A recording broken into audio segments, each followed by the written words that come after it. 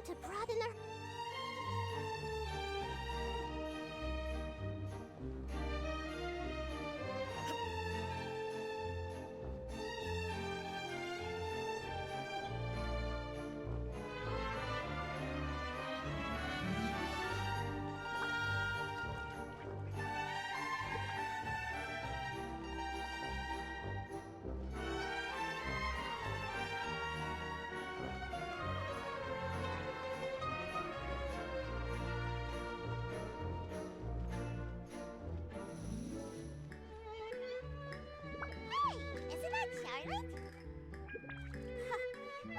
Running into her.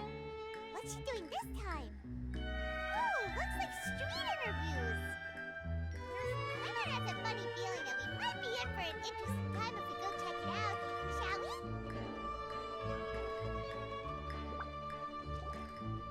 I see. So you believe that this warning letter was sent by the Phantom Weasel?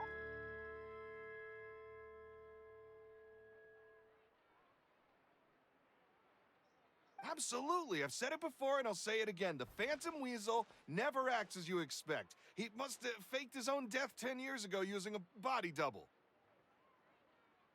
Now that he's back, I'm sure the guards who worked on his case back in the day are in for a headache, but however this turns out in the end, the one thing it won't be is boring.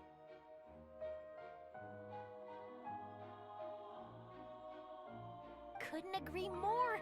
As a journalist, I'm gonna get a lot of mileage out of this one. Thank you, sir, for your time. Now, whom should I interview next? Huh? Hey! What a coincidence! Fancy meeting you here. Perfect timing. So, the Phantom Weasel's latest warning letter. What are your thoughts?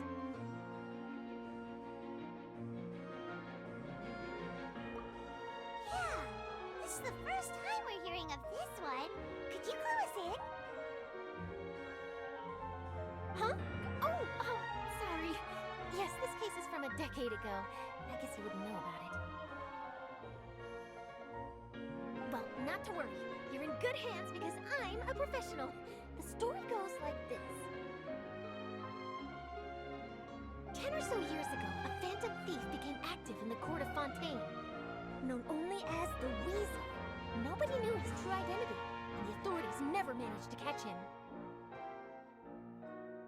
Wow, cool! He sounds like one of those mysterious night burglars that you read about in novels. Precisely. Well, except the part where they actually have a good reputation. Our Weasel targeted whatever people held dear, and no one was safe from his predations. He would just as soon steal a necklace from a rich merchant's safe as he would a toy doll given to a commoner child for their birthday. I know. The phantom thieves you read about in novels rob the rich to pay the poor, but this guy did not discriminate. Unsurprisingly, this didn't work wonders for his public reputation. Every man and his dog wanted to see him behind bars. Yeesh. So, did they catch him? Not exactly. There's a good chance that the Weasel would still be at large to this day if it hadn't been for an accident 10 years ago. A magician named Caesar fell to his death in a botched high-altitude escape performance. When the police went through his personal effects, they found a hoard of stolen loot and gadgets used for criminal activities. And that was how the Phantom Weasel's identity was revealed to all. Sure enough, thefts in Fontaine went down after Caesar's death. But today, 10 years on, the notorious thief has once again issued one of his warning letters and pasted it on the gate of the Opera Epiclese for all to see.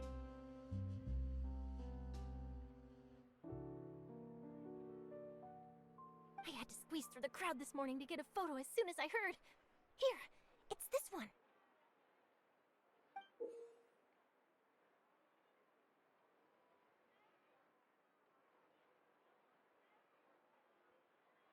So, this is the warning letter, huh? Let's see what he wrote.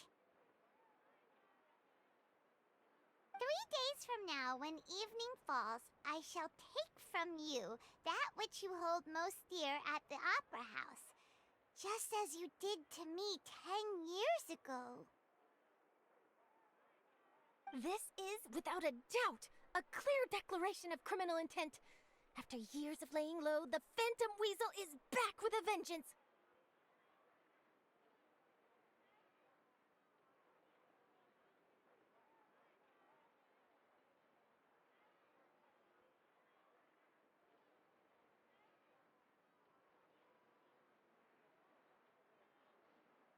What once seemed like an open and shut case has been blown wide open again. But why has he reemerged now? And what does he want? I sense an epic scoop, and I'm going for it. Uh-oh. If this thief will steal anything that other people value, does that mean even we might be targeted?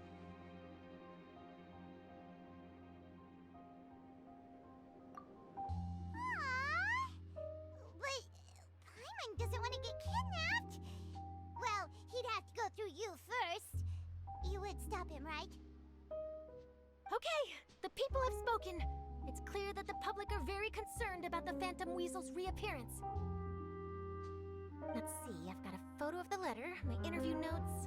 Yep, that should be enough to form the skeleton of my article. It does feel like something is missing, though. Something exclusive. Who should I interview next? I need someone with a more concrete connection to the weasel.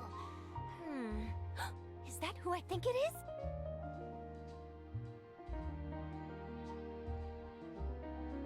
Lini! Magic, magician, Caesar! The Phantom Weasel! That's it! Let's go interview Lini! You see, the original Phantom Thief Caesar was a magician too! And what do Phantom Thieves and magicians have in common? They both have an air of mystery about them. Perhaps there's a connection there.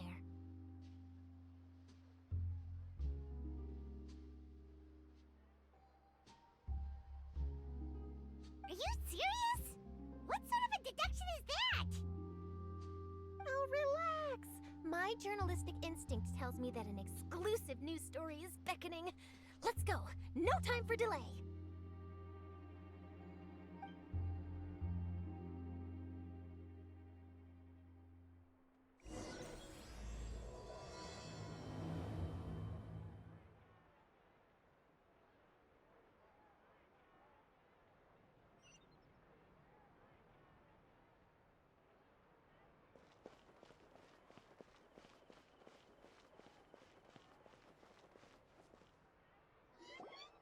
Wow, Mr. Magician! How did you know which card I picked? Oh, it's simple. Come closer and I'll let you in on my secret.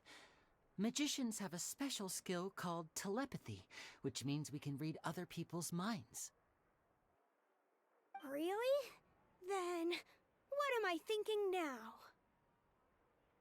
Well, first you need to relax, because I can see that you're clenching your fist in your mind, as if to say, no, I mustn't let him guess it. Aww. And now you're getting a little flustered. You're trying to find a way to empty your mind, to think of nothing at all.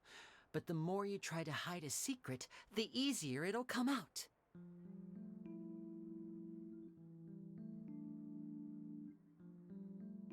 You snuck out from home today, didn't you? You told your family a little lie so you could come out and play.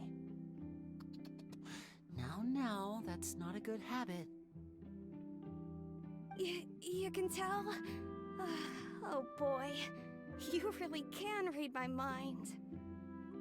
Of course. Oh, and that's the end of my performance. You should really be heading home. Remember to apologize to your family, all right? They must be worried about you. All right, got it. Bye, Mr. Magician.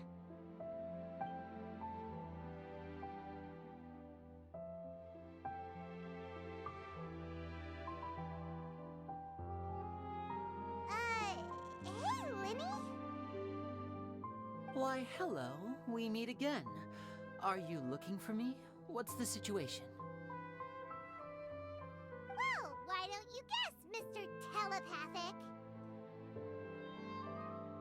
Oh, please. You didn't believe that spiel, did you? The power of telepathy is quite beyond me. I'm sure that child would beg to differ. Seemed like you were right on the money. That was nothing more than a little trickery. I made an educated guess based on his micro-expressions. That, plus the fact that he was the only kid here without his parents, and he looked as guilty as sin. He made it easy for me. You guys, on the other hand, let me guess. Don't tell me you're here for the Phantom Weasel, are you? Wow, got it in one! Is this more of your trickery at work? Wait, really? No trickery this time. It was pure luck.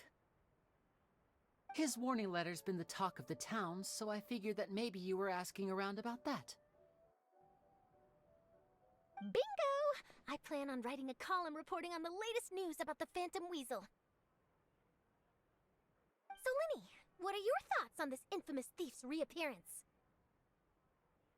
To be honest, it makes me angry. Angry? Why? You read his letter, right? The Phantom Weasel claims he's planning something in 3 nights' time at the Opera House. That's the night I'll be performing there.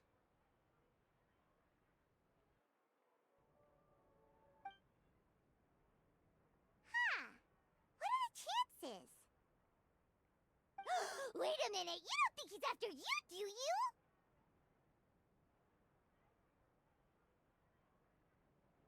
Well, if he is, then his warning is clearly a direct challenge to me personally. And if he's not, then it's still going to be a huge headache for me. The mere mention of the Weasel's name is enough to scare people off. So once the contents of that letter get out, barely anyone will be showing up to watch my show. But I've been preparing for this for a long time. I'm not about to let him ruin my big day. This leaves me with only one choice. I have to expose the Phantom Weasel's identity before the show begins. Really? So what you're saying is, we might get to see a live duel between a famous magician and an infamous thief? Wow, this has exclusive written all over it!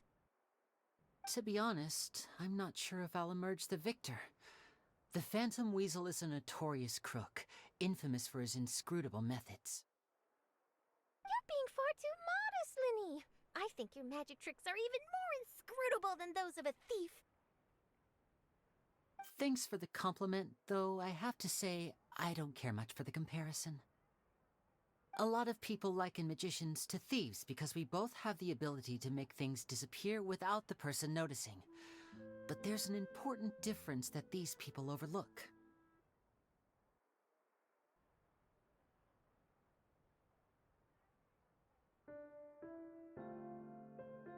Allow me to demonstrate with a quick magic trick. Here, I have a flower, just an ordinary flower that was picked not long ago. Watch it carefully now. 3, 2, 1. It's gone! That's the question. Where did it go? Therein lies the difference between us. Thieves make precious things disappear, but only magicians make them reappear. If I could now invite you all to check your clothes, there might be a surprise in there somewhere.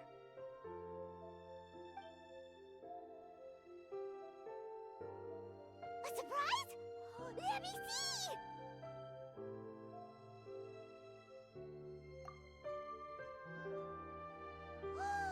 It's right there! But how?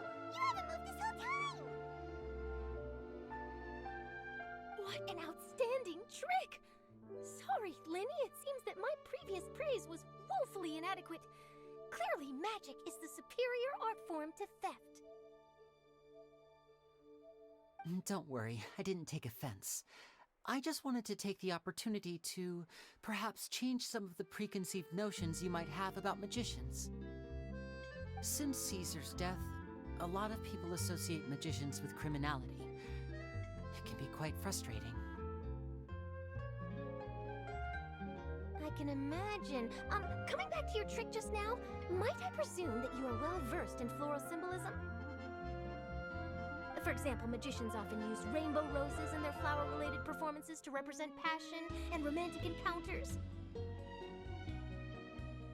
But you used a Luni spell, which, if I'm not mistaken, allude to separations. I'm curious to know if there was any deeper meaning behind this choice. Impressive knowledge. It's no wonder you're such a successful journalist. But I'm afraid I don't know the first thing about floral symbolism. I'm just in the habit of using Lumidu spells in my magic. It sounds like something I should look into, though. I'll buy myself a copy of Fontaine's Floral Language Facts when I have some time. But it'll have to wait until this phantom weasel business is behind us. Well noted. In that case, this brings us to the end of our interview. I, for one, am looking forward to the final showdown between you and the thief. Please feel free to get in touch to update me on any further developments. Otherwise, I will of course see you at your show in 3 days' time. But let's hope the Phantom Weasel is caught by then. If there's nothing else, I'll be off. You've given me lots to work with here, and I've got no time to lose if I want to write that exclusive piece. I'll see you all later.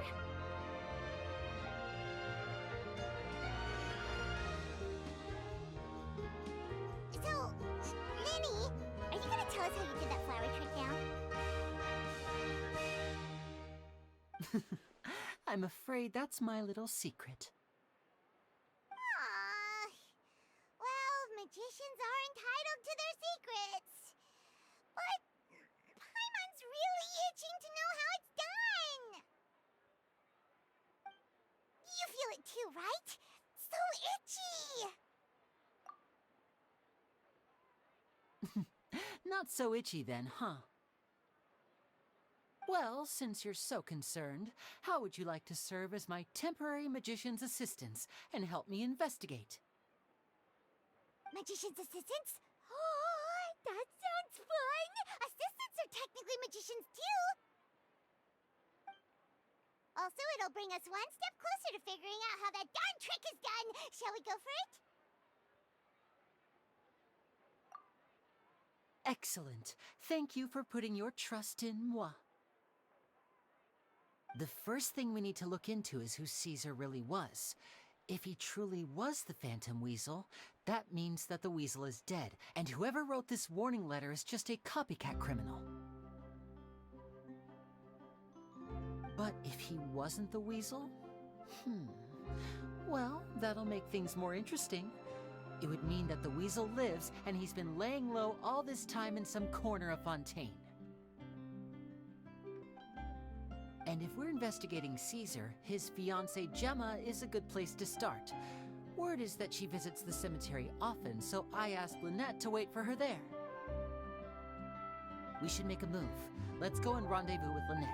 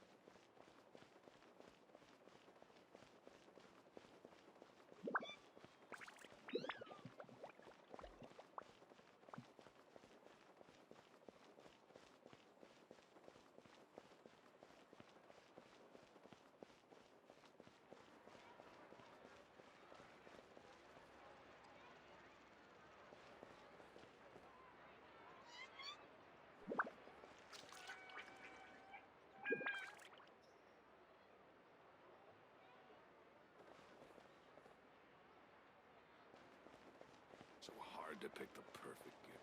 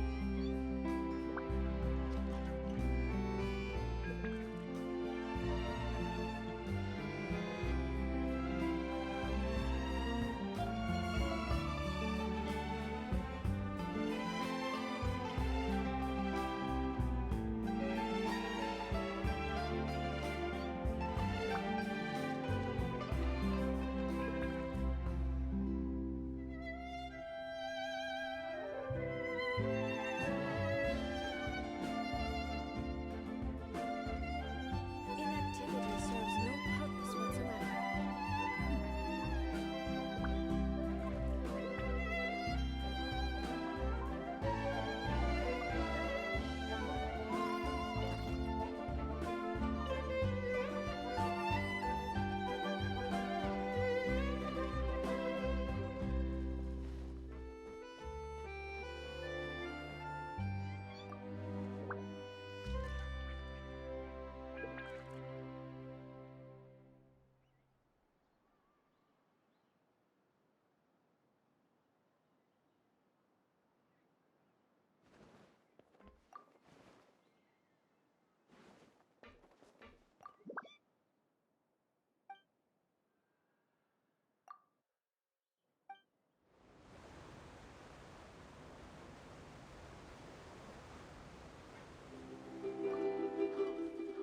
The ferry has set sail!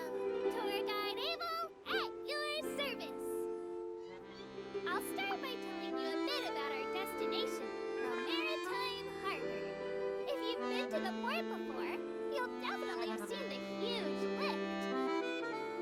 I've heard it's no small feat to make one of that scale.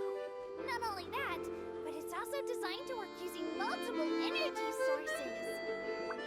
If you know any super rich merchants, that want to build really tall buildings, you can invite them to Fontaine to hire the designers of that lift. Or at least the people they taught their craft to.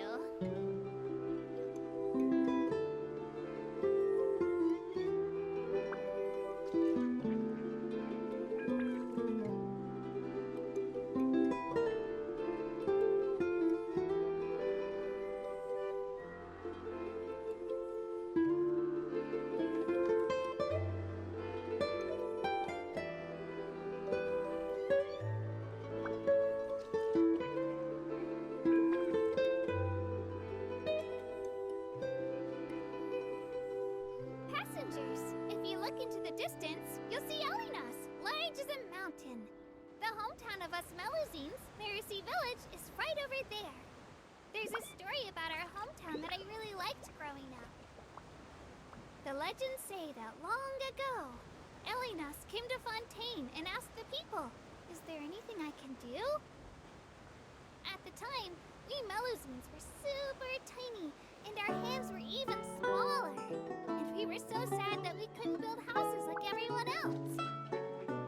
So the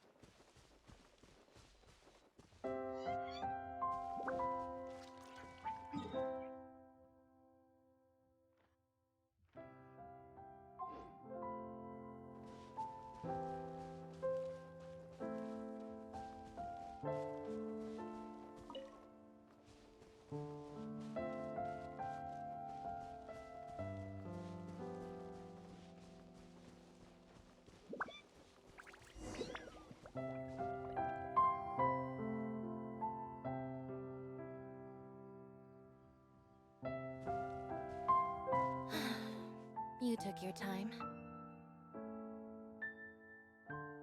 Sorry, I bumped into the Traveler and Charlotte en route, and we ended up chatting for a while.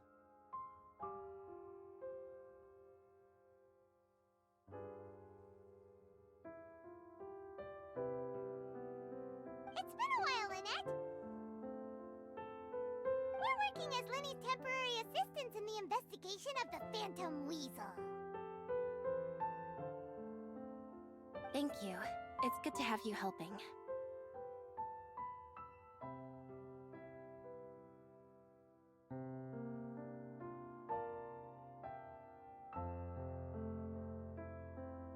So, what's the situation? Have you seen Gemma? Nope. I've been here a while, and she still hasn't shown up. How bizarre. Maybe it was bad intel. Well, we won't get anywhere by standing around waiting. Traveler, Paimon, let's go ask around.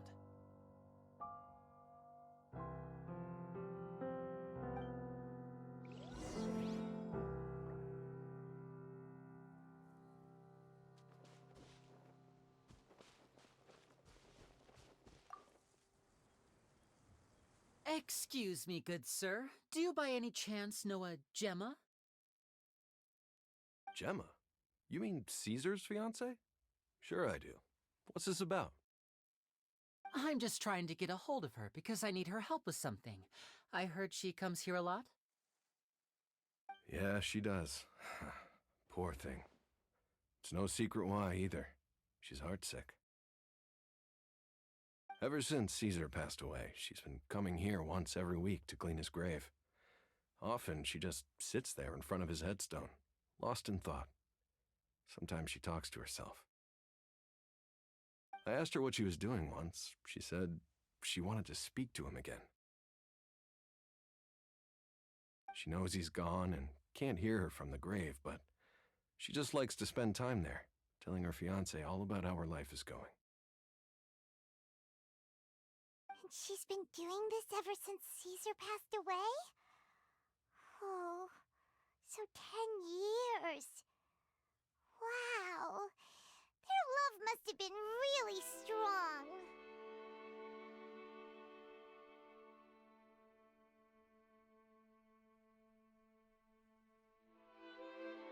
I'll bet.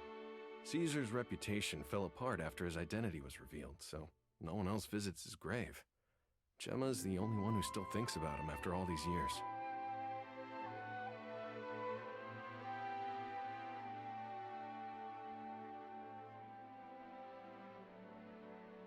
I don't know if the mind lives on in the waters after death, but if it does, I'm sure Caesar must be grateful to have someone who remembers him fondly. If I'm honest, I think this is all so unfair to poor Gemma. Her fiancé was a low-life crook. He doesn't deserve someone like her. Anyway, all of that said, she's running later than usual today. Normally, she'd be sitting in front of his grave by now. I wonder if she's okay. Well, that's everything I know, I'm afraid. You might have more luck asking some other people. All right, well, thanks for sharing all of this with us. We'll keep asking around. You're welcome. I just hope she'll be able to move on one day.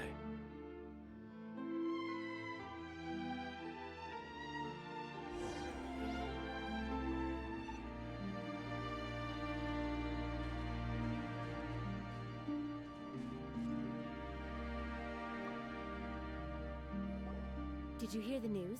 They're saying the Phantom Weasel's back. You're kidding. Wait, isn't he dead? I don't know anymore. All sorts of news flying around nowadays. I can never tell what's true and what isn't.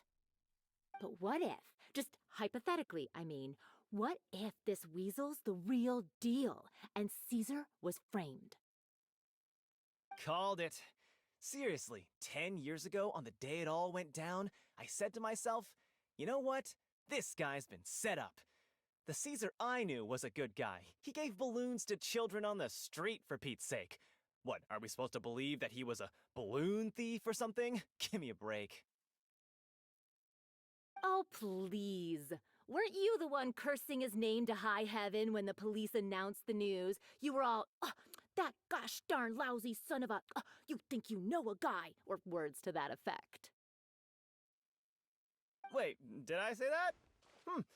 I don't seem to recall. Hello there. Sorry for disturbing you, but I couldn't help but notice you were discussing the Phantom Weasel. We're actually quite interested in this topic as well, but we're struggling to get to the bottom of it. Do you think you could spare a moment to tell us a little bit about Caesar? You've come to the right people. Yep, I was there. Back when Caesar used to perform magic tricks on the street. He was a great magician. The best trick I ever saw him do was pop a transparent balloon, only for a whole bunch of doves to fly out from the inside. I was right up close and didn't blink or look away once, but for the life of me, I still don't have the faintest clue how he pulled it off. Really incredible stuff. I saw him perform too. He always used to bring some gifts along for the kids who came to watch his show, and he'd hand them out after he was done. Sometimes, he even got the kids to write their wishes down, and then he'd make the items on the wish list appear in his next show. Huh. He doesn't sound like such a bad guy. But after he died, there were also rumors that he used the wish list to find out what was precious to people, with the intent to steal it later. As I'm sure you know, the Phantom Weasel would steal just about anything from anyone. Whatever the case, now that the Weasel is back, Caesar's become a hot topic once more. I bet Gemma must be pleased. If Caesar's name gets cleared, maybe it'll finally give her some solace after all this time. No, speak of the devil. That's her over there. If you've got any more questions about Caesar, she's definitely the one to ask.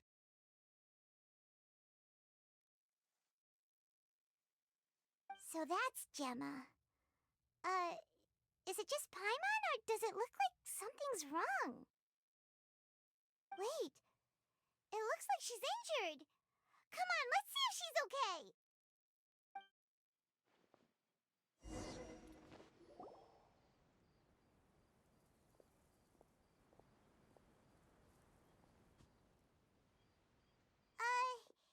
Hi there. You're Gemma, right?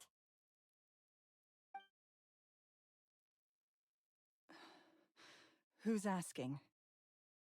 Don't be afraid, we mean no harm. It looks like you're injured. How bad is it? Thanks for your concern, but you didn't answer my question. Who are you, and what do you want with me? My name is Lini, and this is my sister Lynette. My name's Paimon, and this here's the Traveler. We're investigating the Phantom Weasel. The Weasel posted a warning letter this morning. If he still lives, that means that Caesar was falsely accused. You knew Caesar better than anyone else. So if you're willing, we'd love to hear what you think about all this.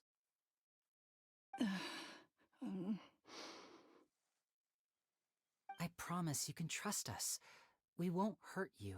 In fact, we'll do all we can to keep you safe. I never believed that he was the Weasel. Huh. I suspected as much. Okay, so going back 10 years, do you remember anything strange in the weeks leading up to the accident? Did Caesar have a falling out with anyone, for instance? No, not that I know of. Got it.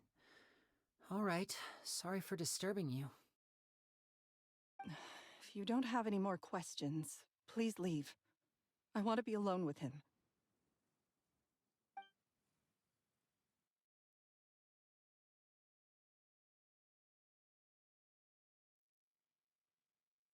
Judging by the look on her face, there's definitely something fishy about her. She's lying. She definitely knows something. That's fair. We're just a bunch of strangers who showed up and started questioning her about things that happened a whole decade ago. It makes sense that she'd be wary around us. In any case, I doubt we'll get any further here, so let's call it a day. Meet me outside Hotel de Boer tomorrow, and then we'll start the next step of our plan.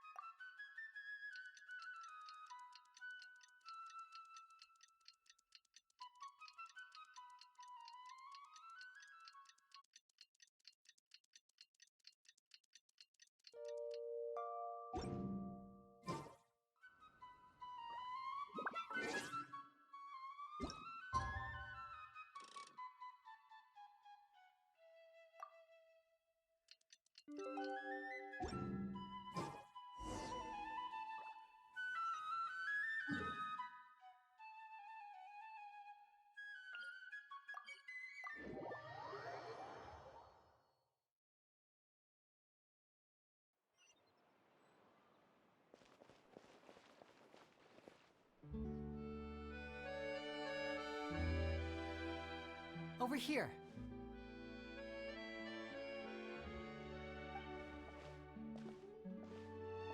Lynette's not joining us today? I've had her follow Gemma and see if we can make any inroads with her. They should be at a cafe right now. Still, I don't think that Gemma's likely to open up to us. So, we need a contingency plan. Today, we'll be looking into a guy named Lorenzo, Caesar's former pupil and assistant. When Caesar passed away, all the stolen goods discovered in his home were confiscated and returned to their rightful owners. But Lorenzo was the only one privy to all his magic secrets, and he inherited his craft. Before long, Lorenzo was the next big magician in town, his fame surpassing even that of his master, and it made him very wealthy. He's since left the magic scene, though, and these days, he's a wealthy businessman with his fingers in a lot of different pies. I had to pull a lot of strings, but I managed to get him to agree to a couple of drinks with me. Be warned, though, I hear he's got a hair-triggered temper. We'd best be careful.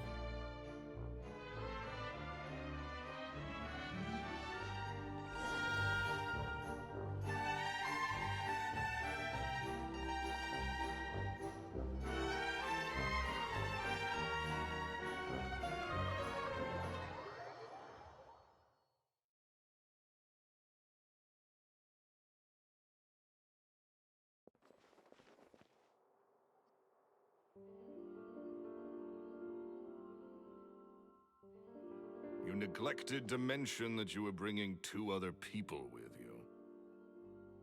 My apologies. These 2 are my assistants. When they heard that I was meeting with the former magic maestro himself, they begged and pleaded with me to bring them along. And if it's no trouble, a couple of autographs would really make their day. Oh, forget the pleasantries, just sit.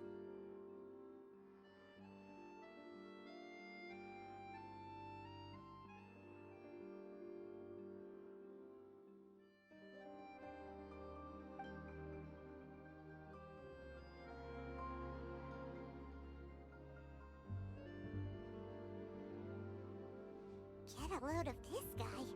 Forget the pleasantries, he says, but he looks pretty happy about Lini stroking his ego. I only agreed to meet since we're both magicians. Do me a favor and cut to the chase. I have more important things to do than drinking. Much obliged, sir. As it happens, the matter I want to address is also related to magic. Yesterday morning, a warning letter from the Phantom Weasel appeared on the entrance to the Opera House. He claims to be planning something for the same evening that I'm scheduled to do a magic show there. As such, I believe that I may well be his target. I have to get to the bottom of this to ensure that my show can go ahead as planned. Naturally, any investigation into the Weasel starts with a few questions about Caesar, who...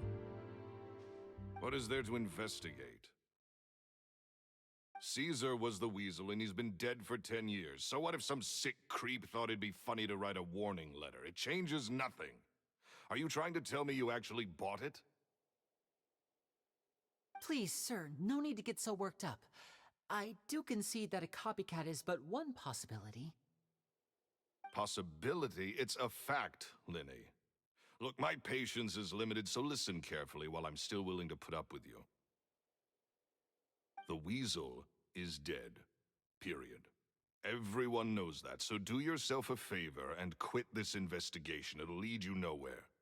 Look, if this affects your magic show in any way, I will personally compensate you for any losses.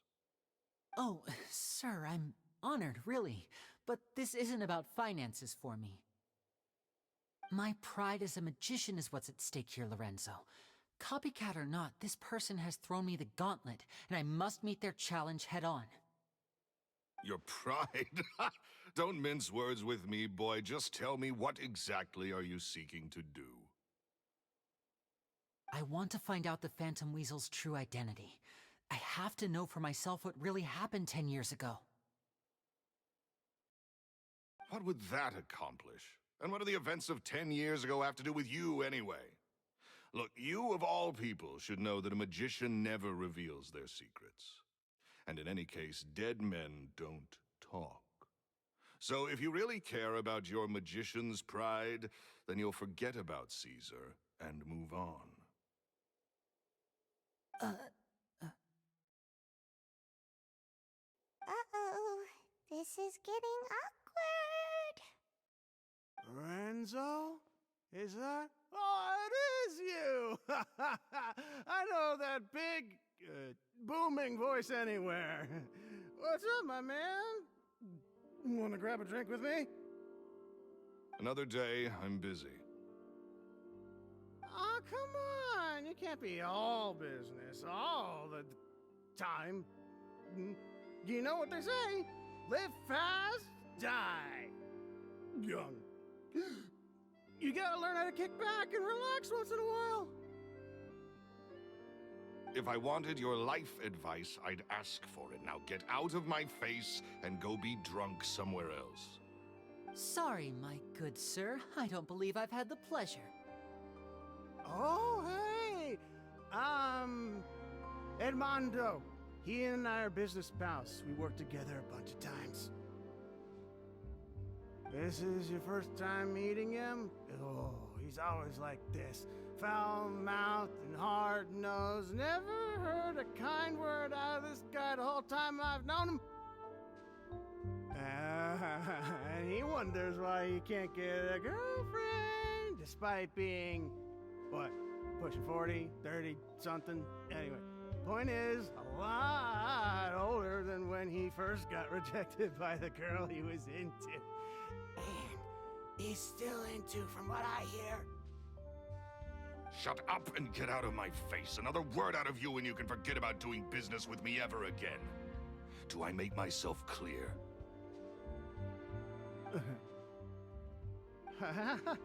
Sorry, I may have had a little too much to drink. All right, I'm gonna leave. Don't work too hard.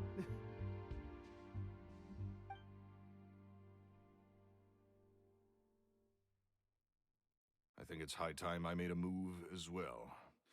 If you really want to investigate this, Lini, be my guest.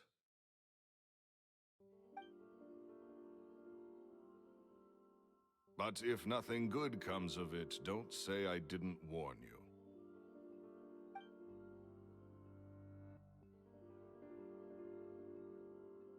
Well, that fell to pieces in a rather spectacular fashion.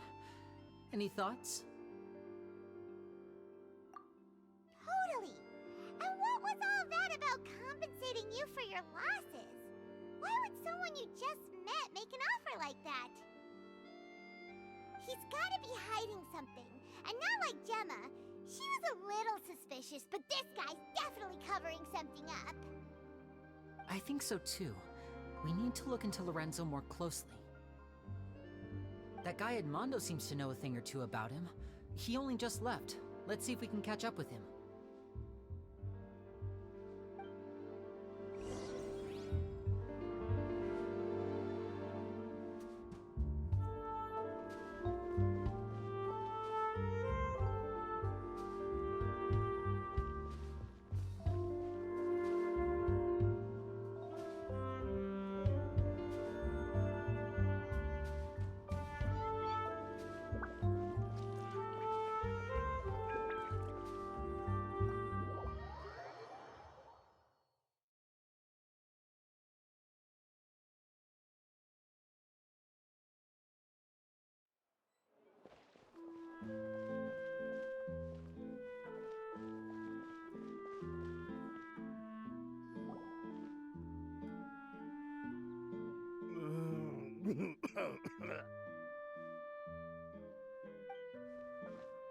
You okay there? Who are you? Oh, it's you guys. Don't worry about me. I must have had one too many. I just need to ride it out. I said way too much back there, didn't I? Yeah, I nearly talked myself into complete financial ruin. Note to self, no more drunken chats when Lorenzo's around. So, he was serious about threatening to cut you off?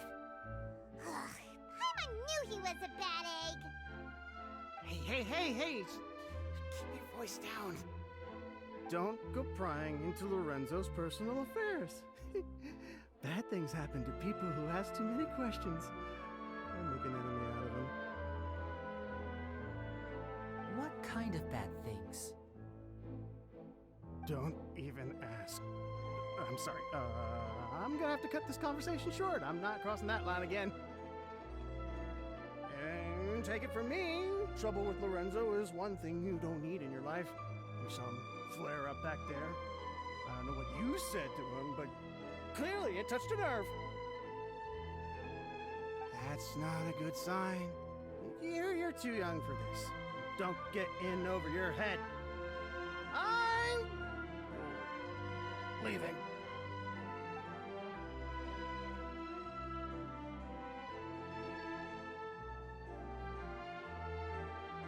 And there he goes.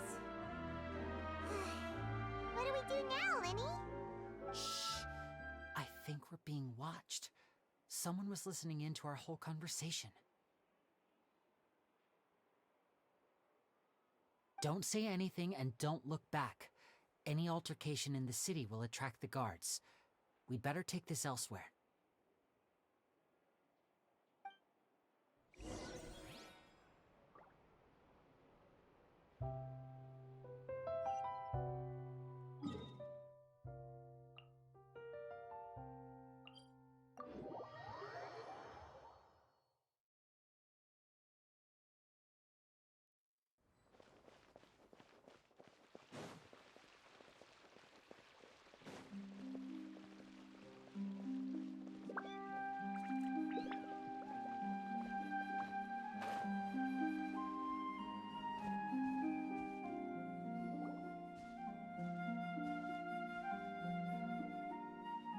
You followed us a long way.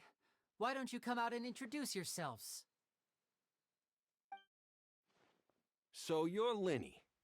And where's your sister? Ain't she with you today?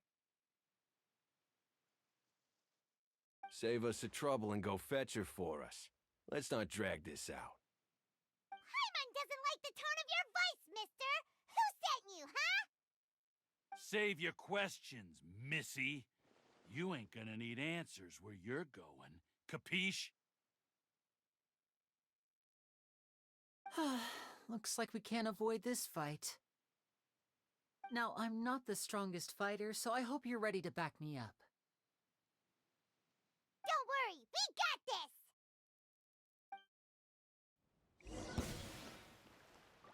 this! Step right up.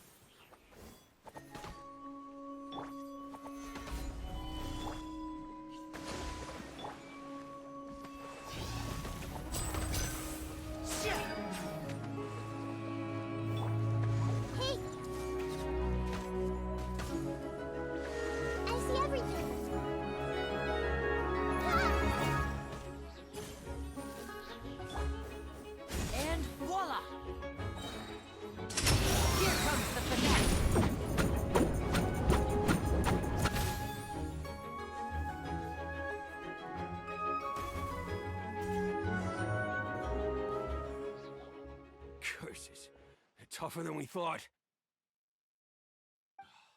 Vision wielders are always trouble. Intimidation ain't gonna work like it did on the lady.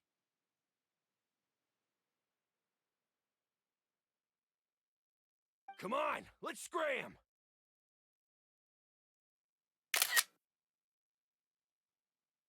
Hey, wise guys! We ain't through with you yet! Oh, they got away! Did you catch what they said just before they left? Something about intimidating someone else.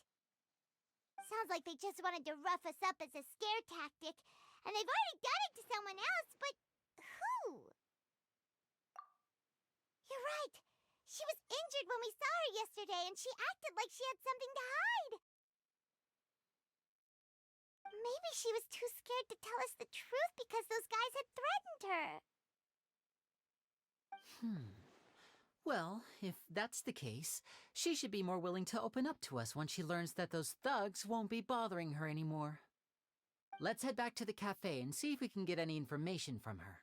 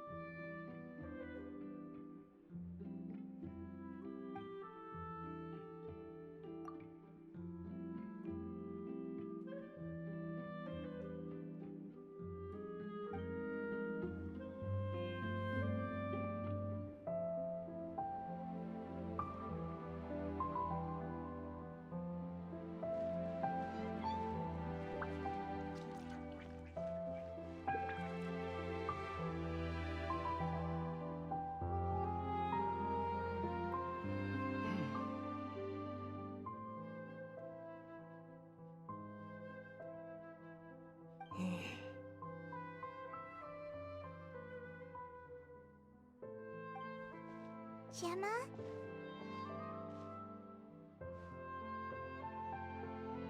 You again. What is it this time? We just ran into the men who've been threatening you, and we gave them a taste of their own medicine. So, you can relax now. We're here to protect you.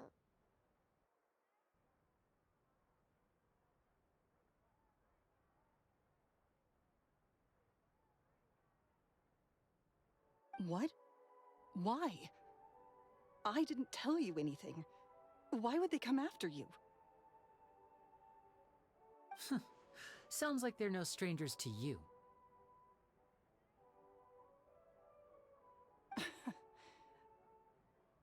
That's putting it mildly. I know them all too well, and I hate them with every fiber of my being. It's been 10 long years, and still every time I try to look into Caesar's death, they show up and warn me not to do anything stupid.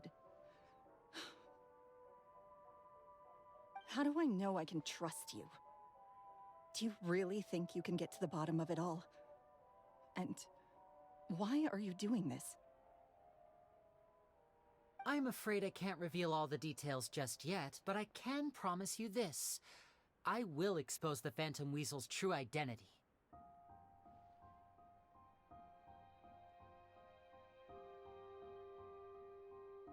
Because you see, this is a personal matter of the utmost importance.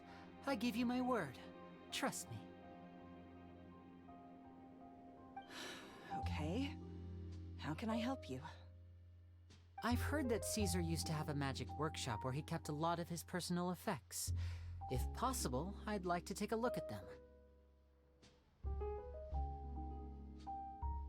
Do you know where it is? The Fleuve Cendre. But the place was sealed up by the police after his death, and no one's been there since. I also know that the Fleuve Cendre is dangerous territory. Lots of hostile groups lurking around. If you're serious about going there, please be careful.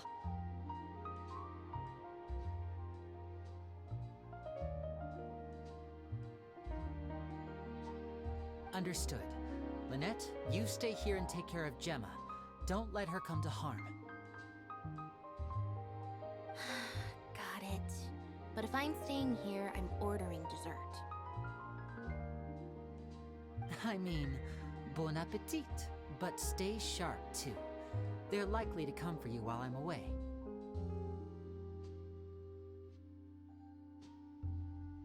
Okay. Alright. Power saving mode off. I'll start taking this more seriously now.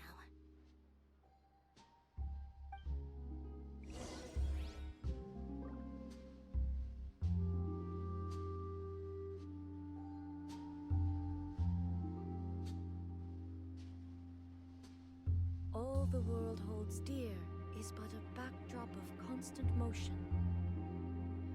I stand before it, alone and unchanging.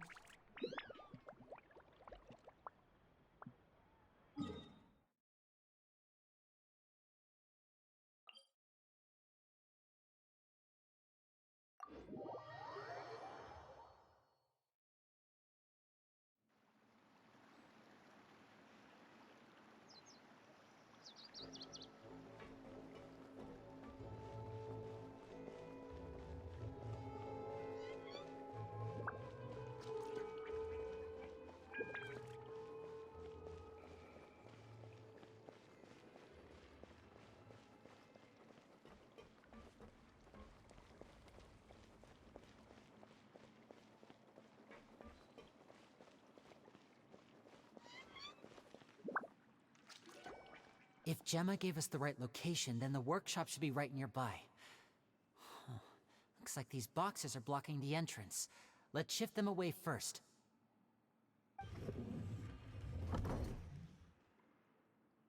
There we go. It should be just down here.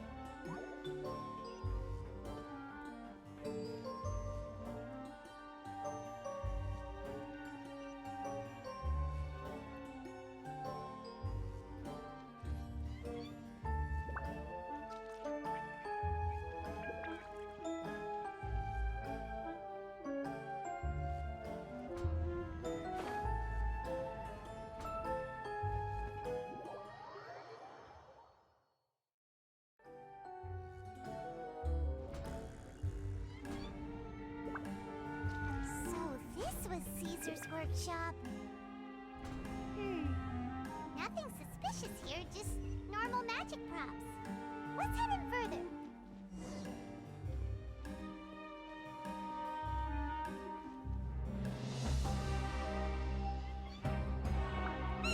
What was that?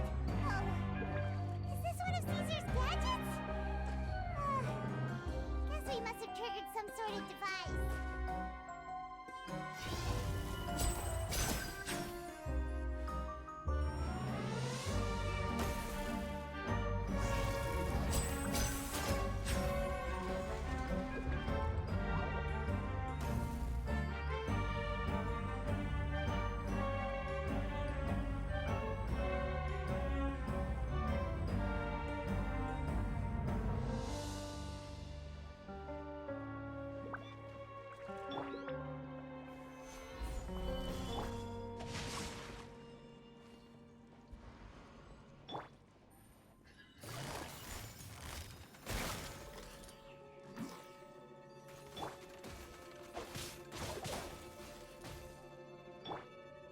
Disappear!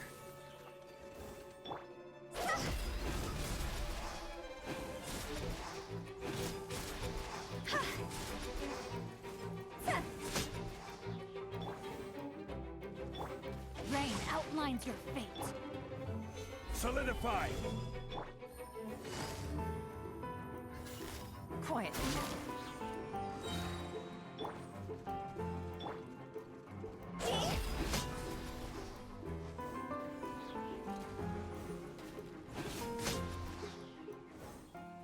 Whoa.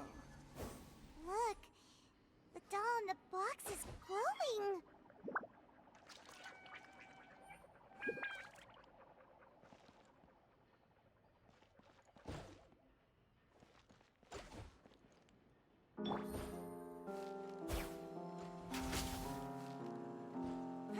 There's something written on the card on this doll. Let's take a closer look.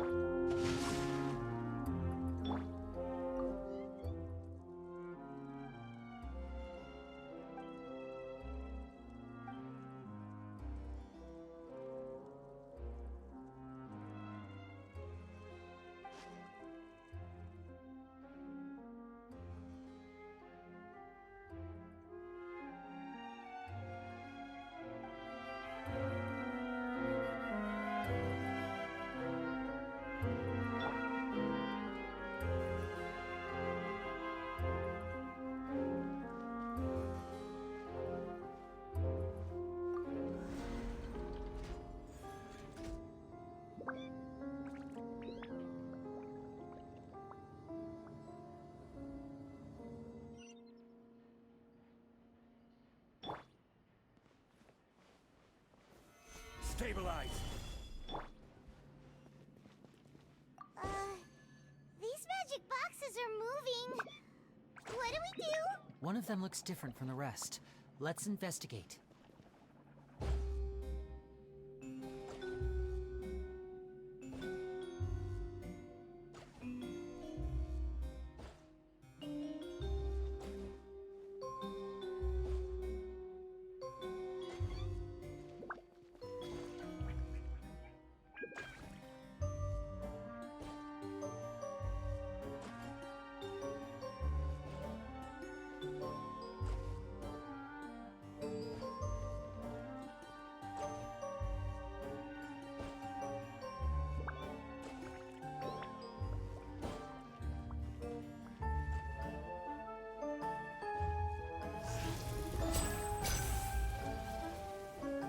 Got it. We're supposed to find the box that lit up at the start, right? There should be another wish list inside. Let's keep trying.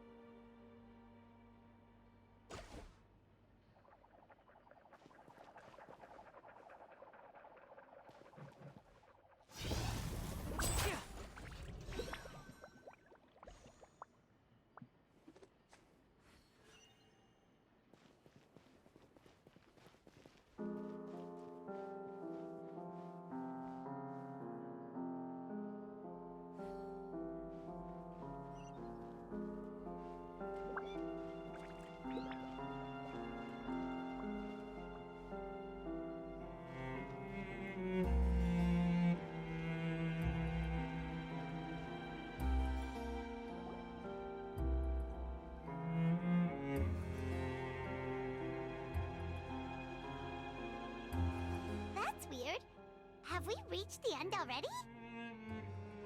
There's nothing here. Maybe this was a wasted trip. This place seems a little too ordinary for a magician's workshop. There's a distinct lack of mystery. We've triggered quite a few devices on the way here. I'm starting to wonder whether Caesar built this whole place as one big, elaborate magic contraption. If so, then there must be more to this place than meets the eye. Maybe a hidden room somewhere. Aha! If I just move this book, then hopefully... and... presto! A secret passageway! How did you know? I'm a magician too, and apparently great minds really do think alike. Looks pretty big inside. Let's head in and take a look around.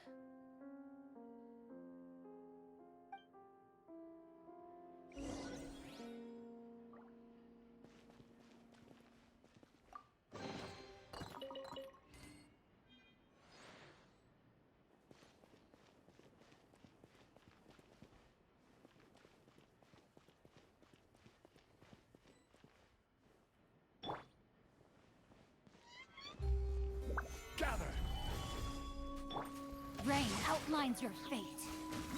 Game's up. Fight's over. Busted. And voila!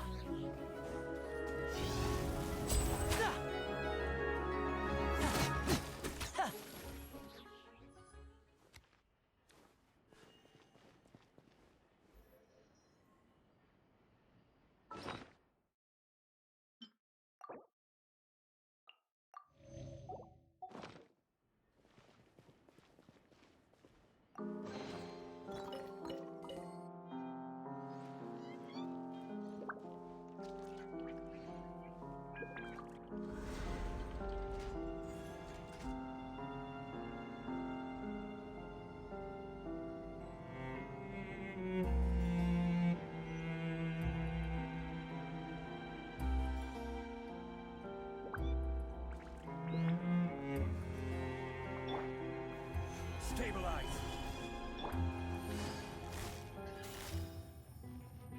Quietly now. Here comes the challenge. Let's get this show on the road.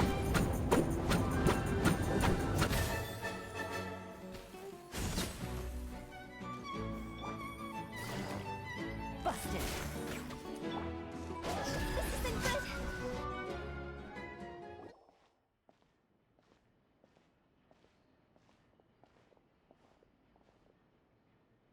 Why have you stopped, Lini?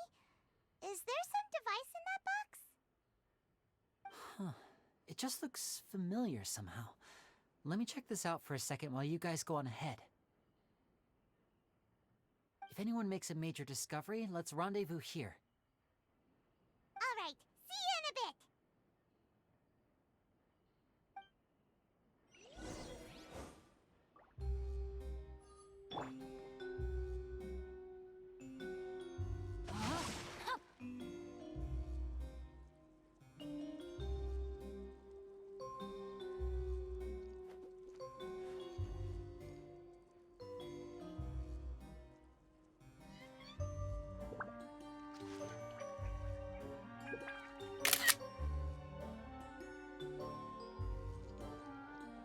Rain outlines your fate.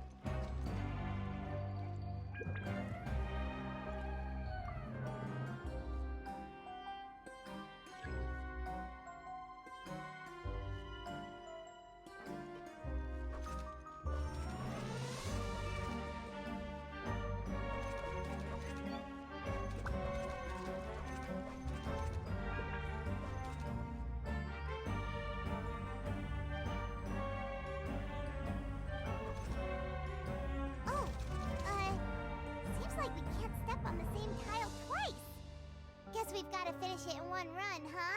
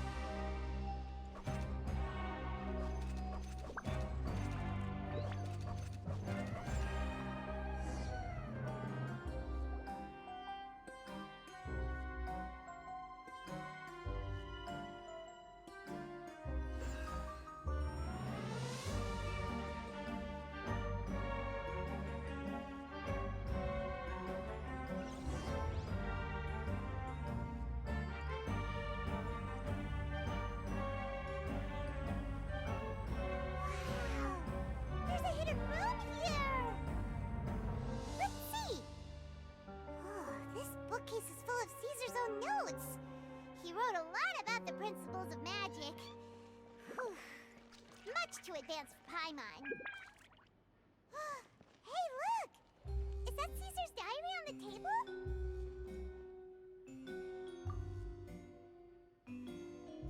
This book's thick as a brick! Let's take a peek inside it, shall we?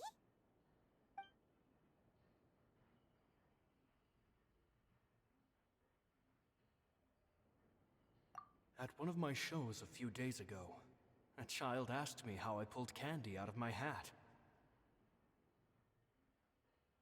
As a joke, I told the kid that the hat has a built-in wish-granting machine. Next thing I know, today a whole bunch of kids were pestering me to pull all sorts of things out of the hat. So I told them another white lie. The machine needs time to power up, but in the meantime, you can write your wishes down. Well, they took me up on that offer, enthusiastically. As I write this, I've only just got back from running around all over town, buying the things they wanted. Boy, are my legs sore. I wound up saving very little this month, but that's not a major issue. I now have a bigger problem. How am I going to hide all these things inside my hat?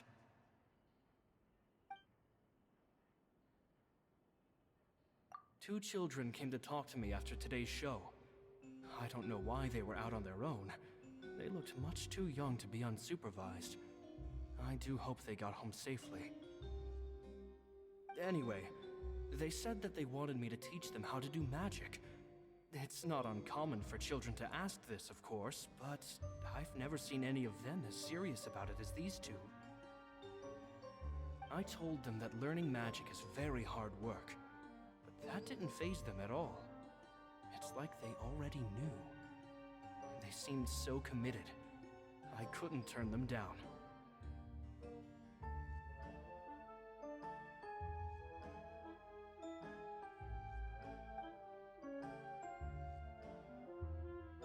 It seems like something's bothering Lorenzo lately, but he won't open up to me about it.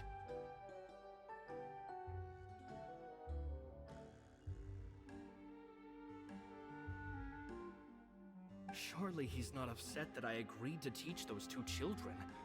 I'll have to talk him around.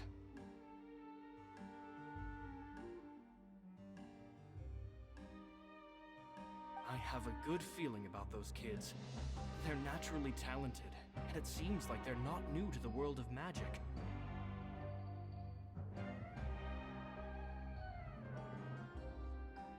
They have all sorts of fantastic ideas.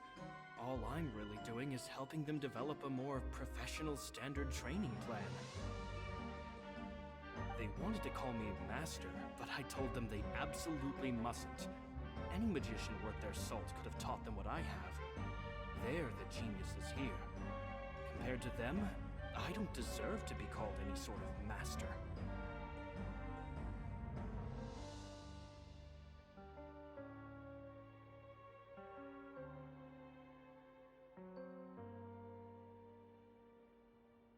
With time, I have no doubt that they could become far greater magicians than I.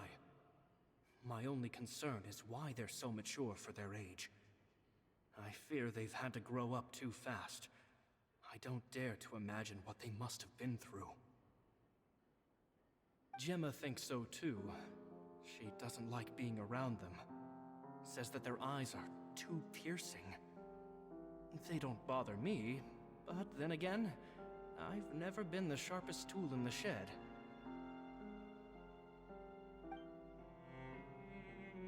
It's nearly time for me to go on tour.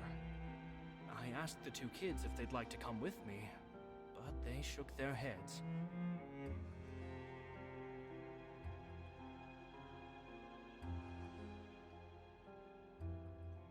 I once overheard them talking about their father and their mission.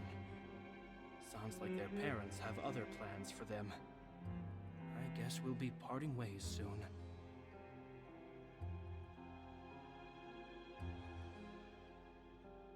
It's only been 10 days since I first met them, but I think that I've gotten a feel for their personalities now. They're very tough, but also very cautious, and they trust no one but each other. This, I fear, is not a good habit to have.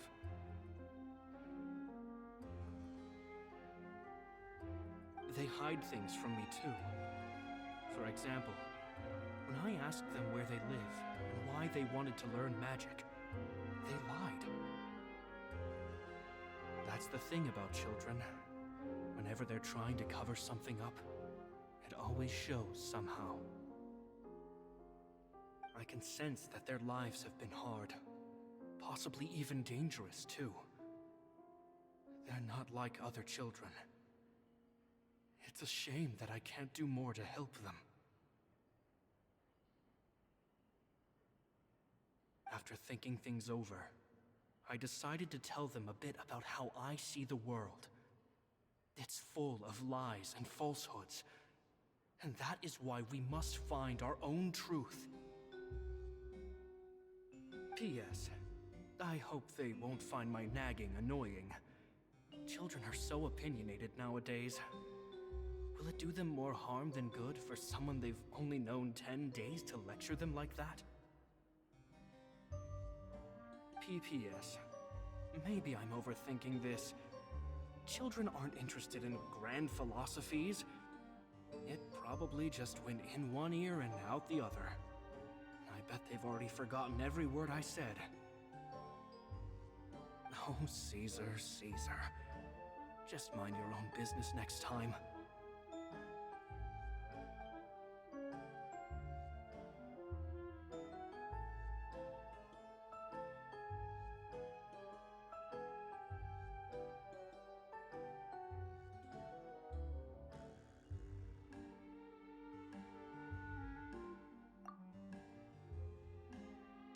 Magic geniuses with a father and a mission, huh?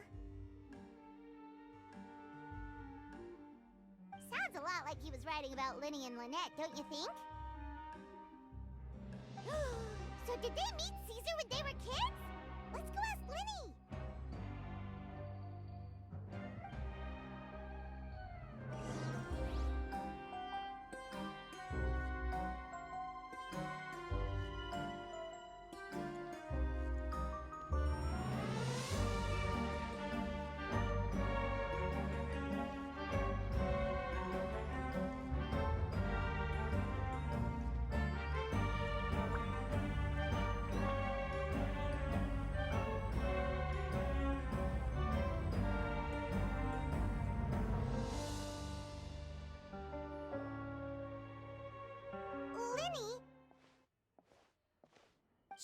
Hold that thought. As I expected, there's a lot of fishy things going on in this place. Fishy? Uh-oh, what have you found? All in good time. Before we go over our new leads, I want to tell you how a high-altitude escape is performed. First, the magician slots themselves into a magic box in full view of the audience. The box is then suspended high in the air, and a short while later, the base automatically opens. At this point, a dummy will fall out of the box, but it looks real enough to grab the audience's attention, and they start wailing and screaming. Meanwhile, the real magician, who has by now blended into the crowd, waits for a good moment to make their appearance and put on a hysterical performance. Oh no! Is that me? Did I just fall to my death? Very vivid description. Paimon can really picture it. And then what? The audience's gaze then turns to the magician, and by the time they realize what's happened, the dummy has vanished, as if everything that just happened was some sort of shared illusion. Of course, that's just how I think the process should work, theoretically speaking. The inventor of this trick never performed it successfully. When the box opened, Caesar was the one who fell out, and not the dummy.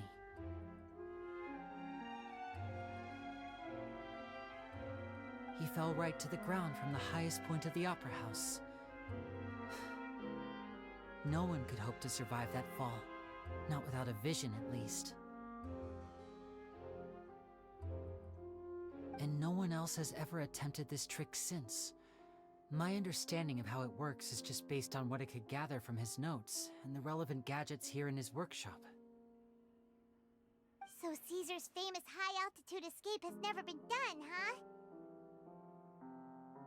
Paimon was about to say how cool it would have been to see it in person, but if it's that dangerous, it's probably for the best that no one else tries to do it. Wait a second. So if a dummy's supposed to drop out of the box, then where does the real magician go? How does he get out? Glad you asked. That brings us to the secret of said box. This box right here is the one that Caesar constructed himself to use in the performance, and it's not as simple as it looks. Inside, there's a device that only the magician himself would know about. Once the magician's inside and the box is lifted up into the air, the audience's view of the box is fixed at a certain angle. From where they're standing, they have a clear view of the front, sides, and bottom, but the back and the top are now no longer visible. At this point, the magician presses a button inside the box, opening a secret door out of view. He then escapes through this trapdoor onto the Opera House roof, waits for the dummy to fall and distract the audience, and quietly returns to ground level. That's way simpler than Paimon imagined. Even Paimon could probably do it. Well, there's a little more to it than that, of course. The hardest part of this trick is controlling the audience's mood and reactions. That takes an exceptional degree of showmanship.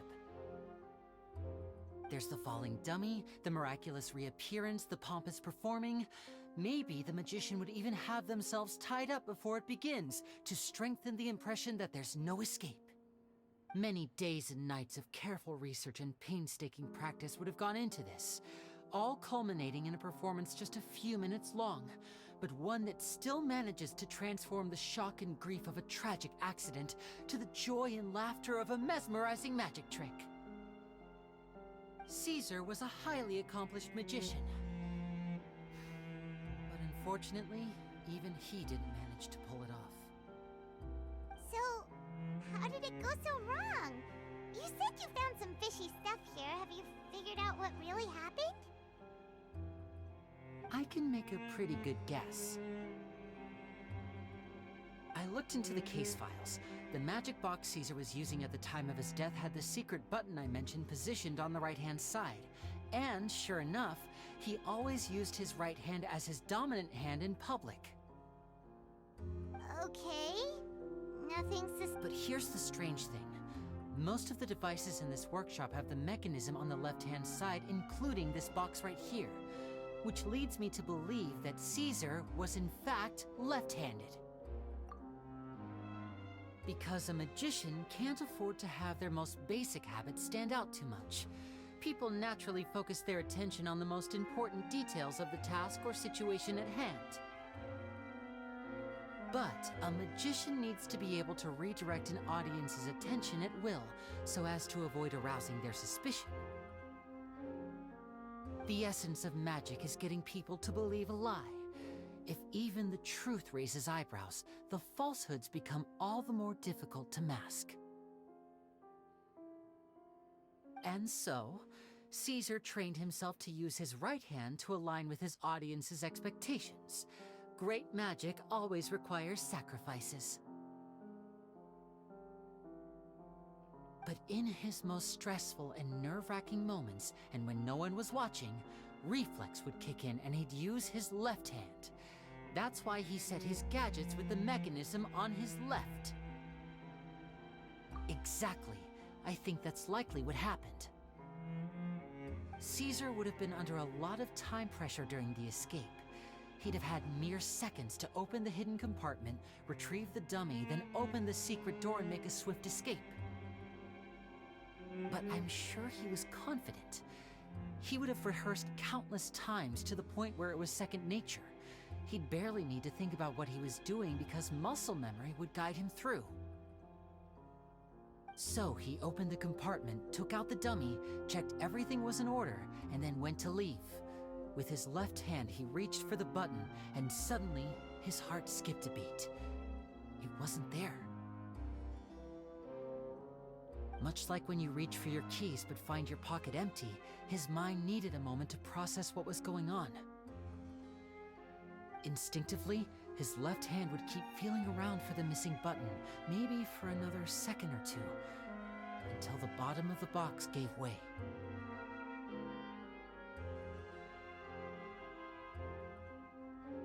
With the stakes being as high as they were, just a 2-second delay cost him everything. the authorities would find nothing suspicious and conclude that his death was due to his own error. When in reality, someone switched the boxes, and they did it to murder him. But how would they be able to make the switch without being noticed? That would be difficult to pull off, no? It would have to have been someone who knew that he was left-handed and who could move his props around without arousing suspicion. Someone who was always by his side. Isn't that right, Lorenzo? You just couldn't let sleeping dogs lie, could you? There's not a lot of people who'd go to all this trouble for some magician who died 10 years ago. I didn't want to have to do this, you know. Silencing you the hard way just creates more problems for me to deal with. But I gave you your chance. I hoped you'd do what's good for you and back off like the lady, but you disappoint me. You mean Gemma? So you are the one who's been threatening her! Yes, although however stubborn she might be, she was never much of a liability. But you people, you never even knew him, but for some reason you just wouldn't drop it. Which is why you can't leave this place alive. Take them out, and make it quick. Do your worst!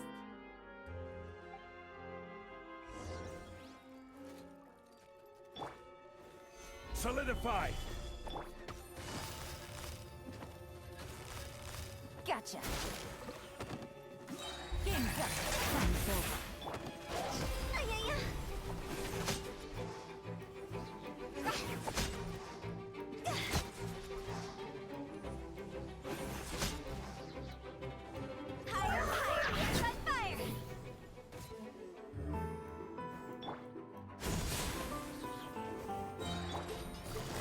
Quiet now.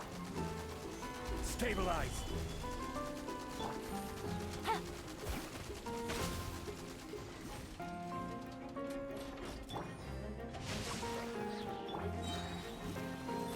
Here comes the catch.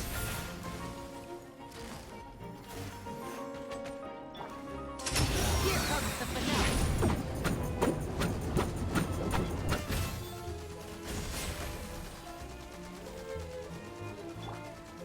Gather!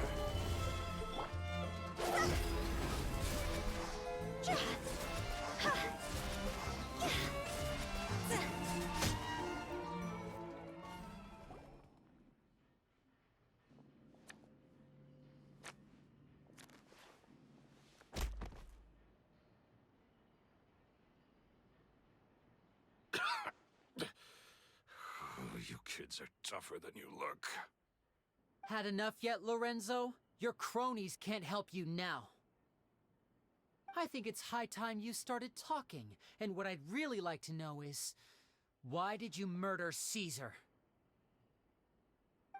If I had a mora for every time you've said that man's name.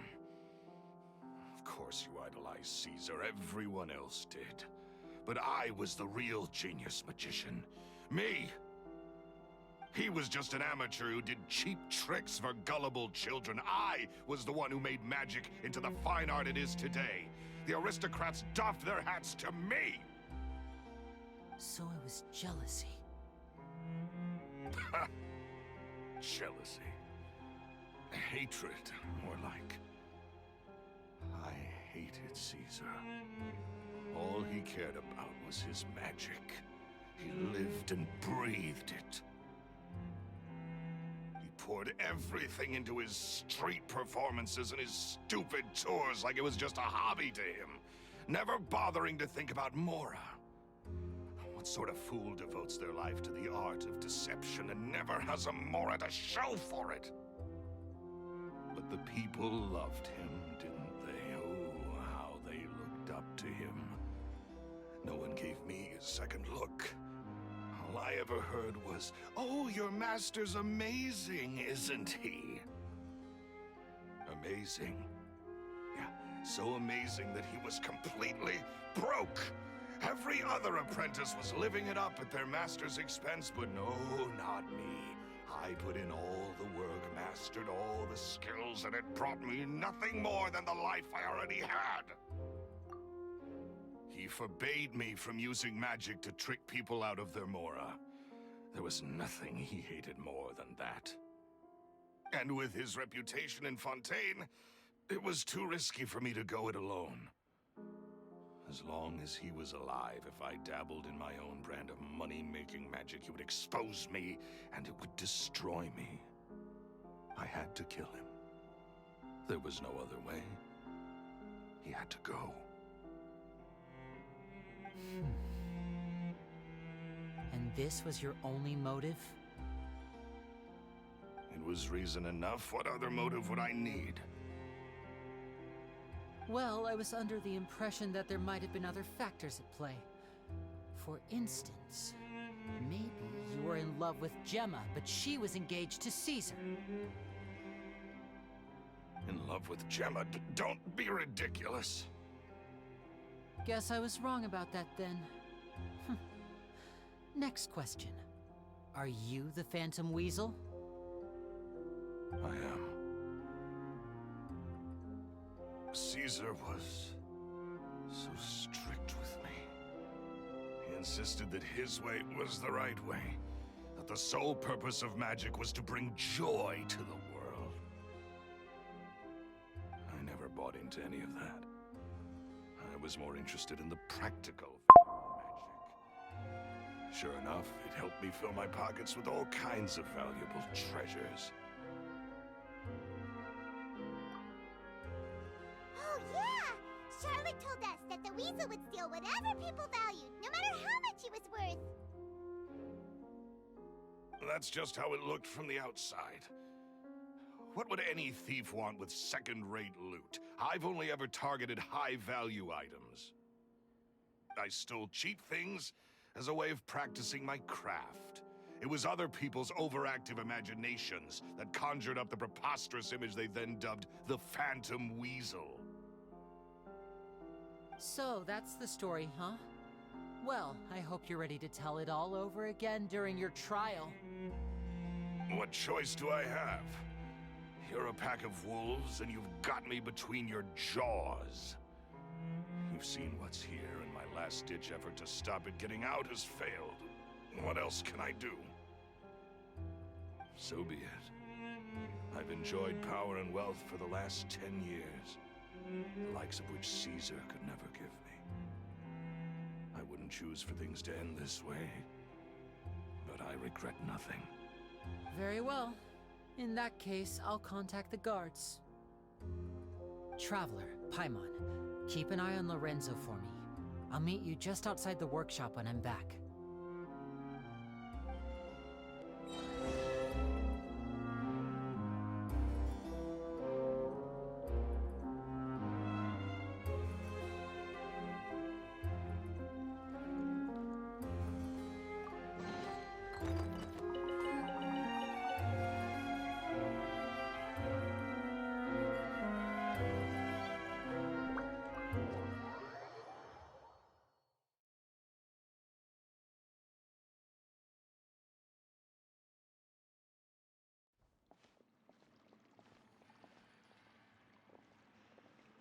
Lini has told me the whole story. Lorenzo, do you confess to the murder of Caesar and to framing him for the Phantom Weasel's crimes?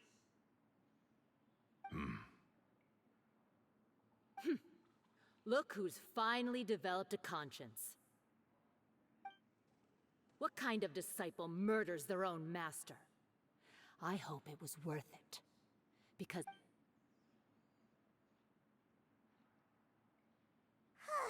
Looks like it's all over.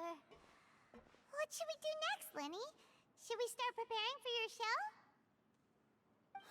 Let me think. Let's rendezvous with Lynette and Gemma first. With Lorenzo in custody, Gemma will no longer have to fear for her safety. Good point! We should go tell Gemma the good news right away! It'll give her some peace of mind for sure!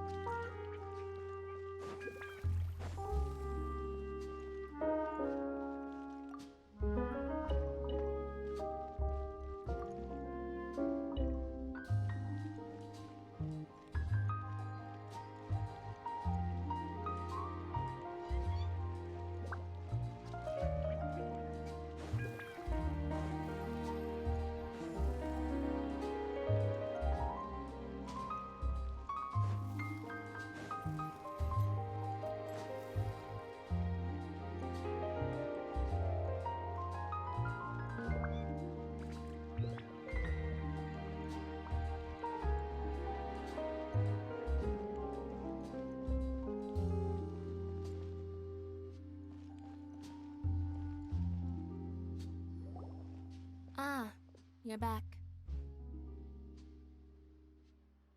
You were so quick. I've only just finished my third dessert. Your third? Lynette, come on, we've talked about this. Everything in moderation. You're not gonna have any room left for dinner now. It's fine. I'll shift to exercise mode and jog off the excess sugar. That's besides the point. Well, it's done now, but try to eat a more balanced diet in the future. Point taken. Did everything go okay? Of course! Lorenzo was no match for us. The guards are taking him into custody as we speak. Gosh, that's amazing. I'm sorry, I still didn't know if I could trust you, but now it seems I can. I had my suspicions about Lorenzo, but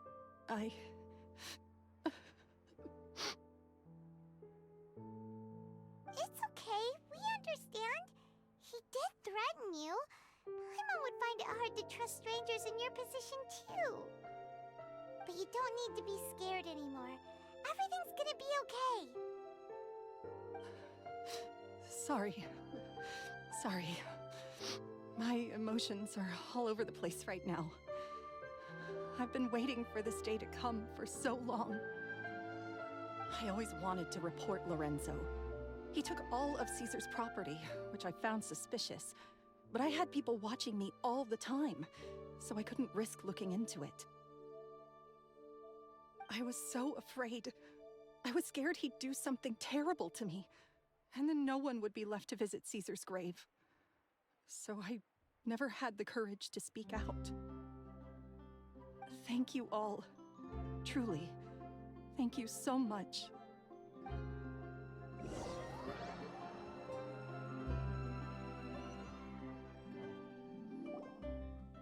Thank you all for clearing Caesar's name. I never would have guessed that Lorenzo was the real Phantom Weasel. He never showed any signs that there were problems between him and Caesar in public. From the outside, it looked like they got along great.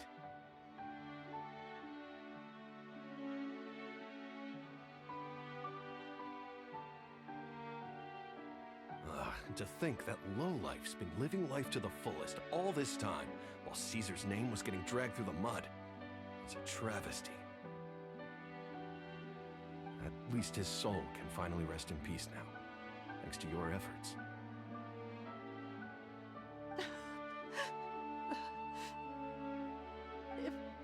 If only I'd realized before it was too late. Don't blame yourself, Gemma. This isn't your fault. Yeah, you still have the rest of your life to live. Caesar wouldn't want to see you spending it feeling guilty. Cheer up, Gemma. My brother's doing a magic show at the Opera House tomorrow evening. Would you like to come along? It might raise your spirits. This show will be a special one. We're holding it in Caesar's honor. In Caesar's honor? Really? Oh, thank you. I'll be there. Great. We'll see you tomorrow evening. Traveler, Paimon, don't be late. Don't worry, we'll be there. No way are we gonna miss out on a free magic show. Wait, Paimon feels like we're forgetting something.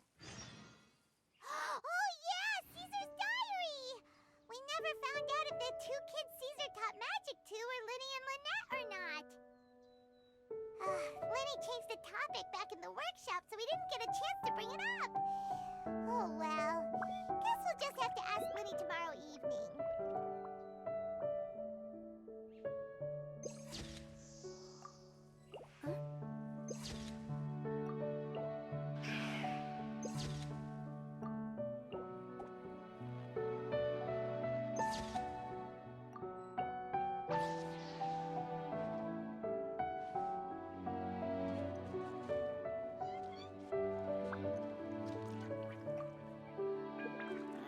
spoken many choice words about Caesar over the years. I'm so ashamed of myself now. He was such a good man.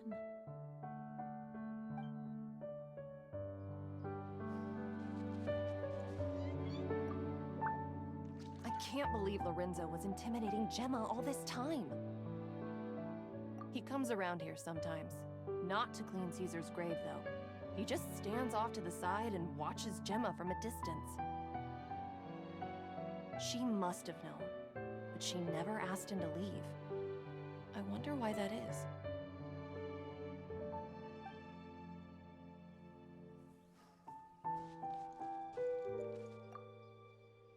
It may take some time, but Caesar's reputation will be restored now that the real culprit has been captured. Looks like Gemma chose a good man after all.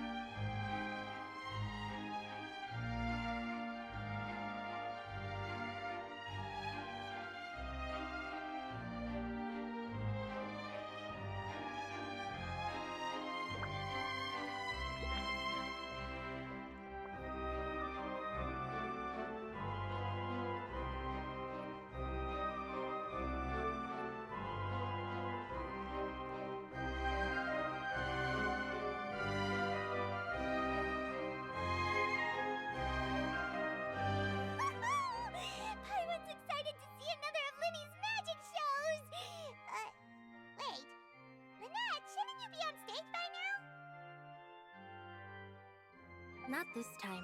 My brother's going solo today. So, I'll be watching with you. Good evening, ladies and gentlemen. I hope everybody's ready because the show is about to begin.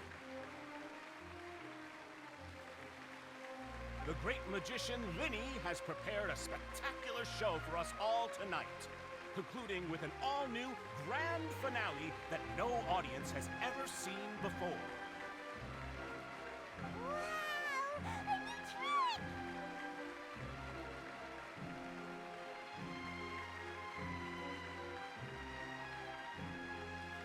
Thank you all so much for coming. Now, prepare to join me on a journey through the mystical and miraculous.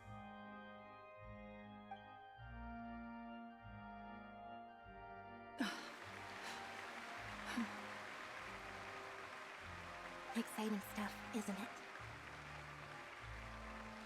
Yes, it's just... It reminds me of him. No wonder. Caesar was a famous magician too. So, how did you two first meet, Gemma? Well, I was out on the street once, and I saw him performing for little children. Children love magic, because they're willing to believe in things that can't be rationally explained. Caesar had this amazing way of bringing them into a dreamlike world. And somehow, I felt drawn to him too. So I went up and asked him to do a trick for me.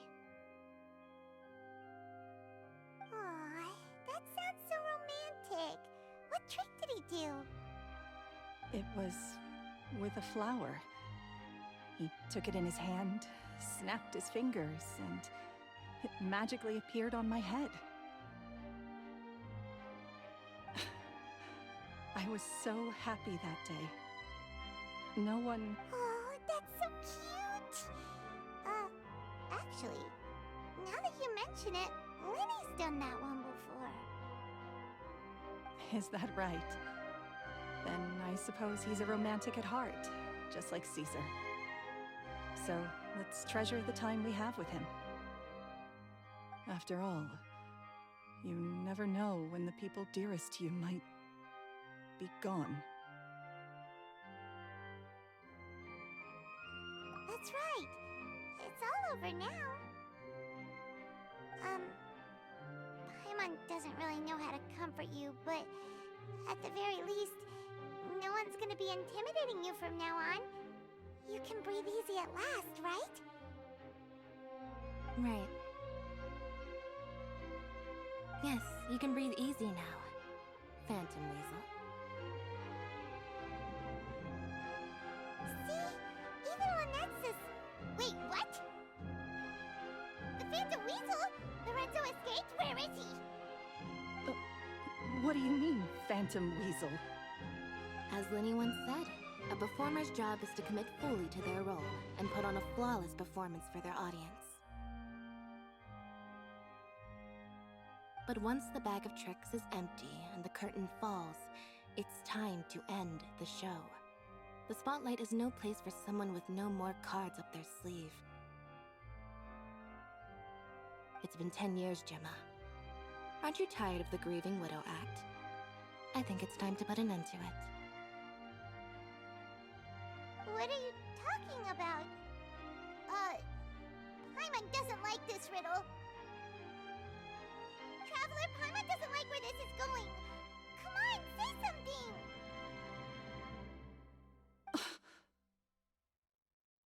Ladies and gentlemen, I hope you're all enjoying the performance so far. There will now be a brief intermission, after which Lini will perform the most electrifying act of tonight's show. The final performance will take place outside of the Opera House, so please make your way outside in a calm and orderly fashion. The Phantom Weasel never did like public places, did they? Don't worry, this place will be quiet soon. Let's talk somewhere else for now.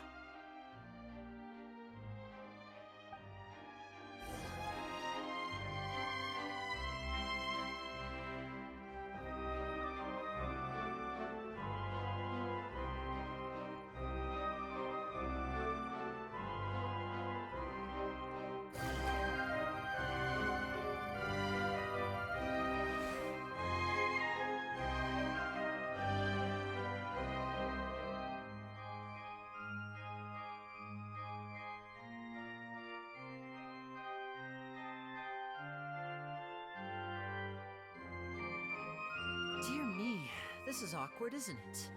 And unfortunately, I'm all out of gadgets, so I'm afraid I can't do any tricks to liven up the mood.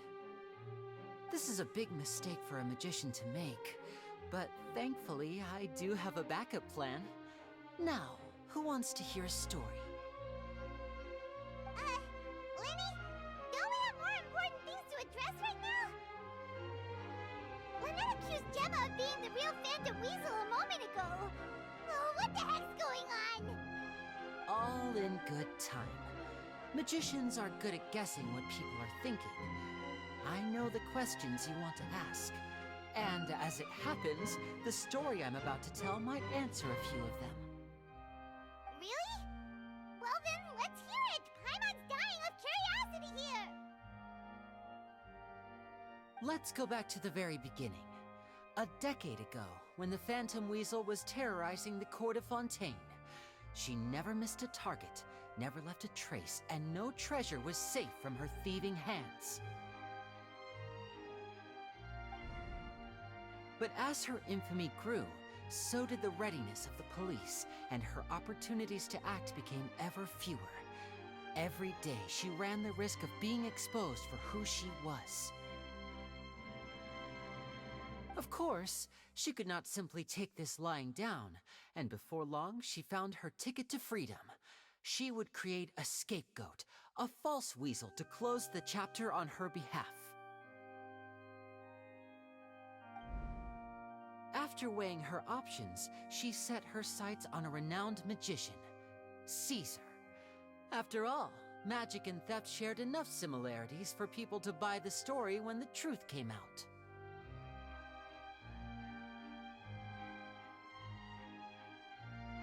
So then what? Being the master deceiver she was, the weasel easily earned Caesar's trust. Now all that remained was to frame him for her countless crimes. But as she was considering how to make her move, she noticed Caesar's aggrieved pupil, and a new thought entered her mind. Maybe I don't need to get my hands dirty after all. At her encouragement, Lorenzo tampered with Caesar's magic box, causing him to fall to his death. Afterwards, Lorenzo seized his master's property, and the weasel set about tarnishing Caesar's reputation. Two co-conspirators committed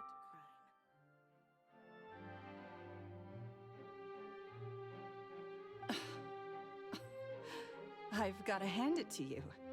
You're both exceptional storytellers. It's enough to make even me wonder whether there was really another mastermind behind all this, pulling the strings. But I just have one question. You seem to think that I am the villain in this tale. What's brought this on, Lini? Is it something that Lorenzo said? Don't worry, Lorenzo said nothing at all. But I never believed that he was the weasel, and in fact, my investigation only made me more certain of that. He was too forthcoming with his confession, as if there was something else he was trying to hide. How disappointing. So you'd sooner trust Lorenzo than me, even without a shred of evidence? A magician is an expert at playing the audience to get the result they want. And I have no doubt that you, Gemma, are equally talented in this regard. With a little help from Lorenzo, you put on a very convincing performance. The lovesick fiancé, whose devotion to her betrothed is unshakable, even under threats of violence. Caesar was maligned and hated by all for 10 years, but you? Everyone sympathized with your plight. Who would suspect for 1 second that the lovely young lady always seen weeping in front of Caesar's grave was actually the mastermind behind his demise? No, not that poor lady. Perish the thought. Wait, so you mean the whole intimidation thing was just a hoax? Gemma and Lorenzo were both in on it? But why would Lorenzo agree to that? And why didn't he sell her out even at the end instead of admitting to being the Yes, why indeed? Maybe Gemma herself could enlighten us on that question. Well, Lini, if you're so confident in your version of events, then I think the answer should be obvious. Having killed Caesar with his own hands, Lorenzo was plagued by overwhelming guilt.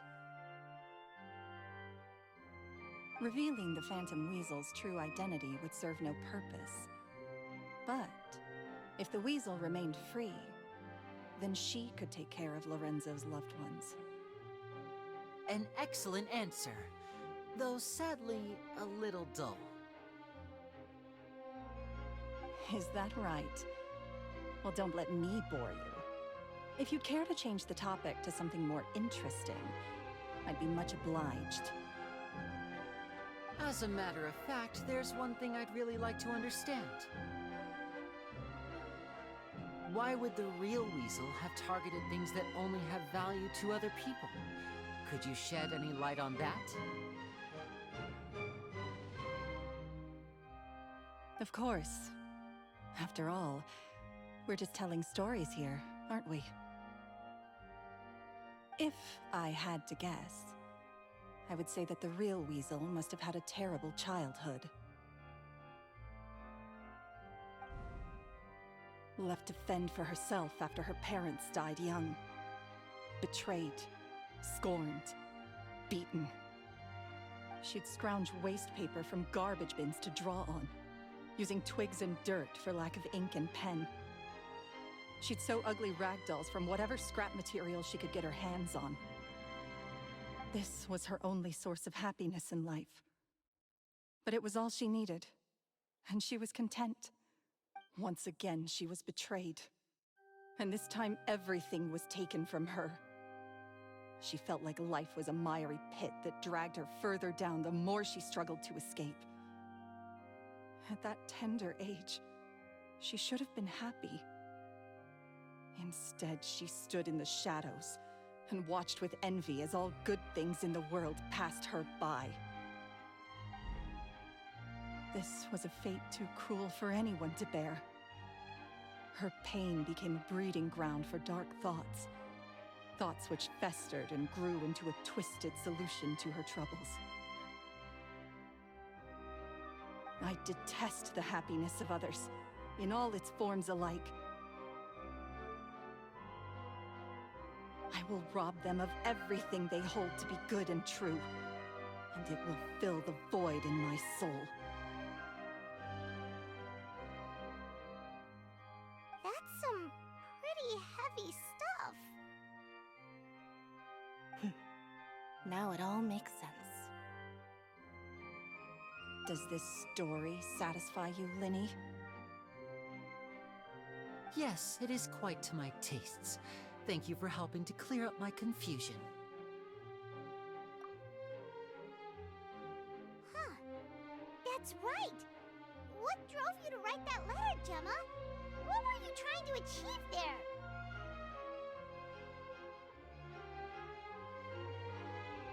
Because without that, none of this would have ever come to light. She didn't write the letter. After 10 long years, I'd hoped that the Phantom Weasel would be consigned to the history books by now. But it seems like someone still wasn't ready to let her finally be at peace.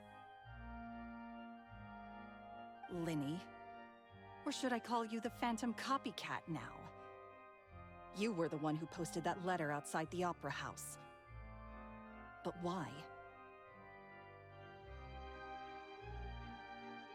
Very sharp, Phantom Weasel. Still as shrewd as ever.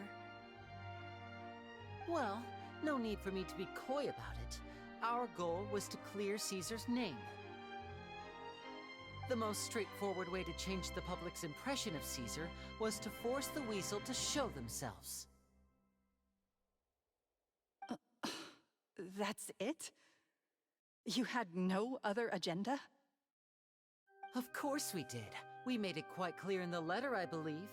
I shall take from you that which you hold most dear, just as you did to me 10 years ago. 10 years ago? You mean Caesar's death? You met him?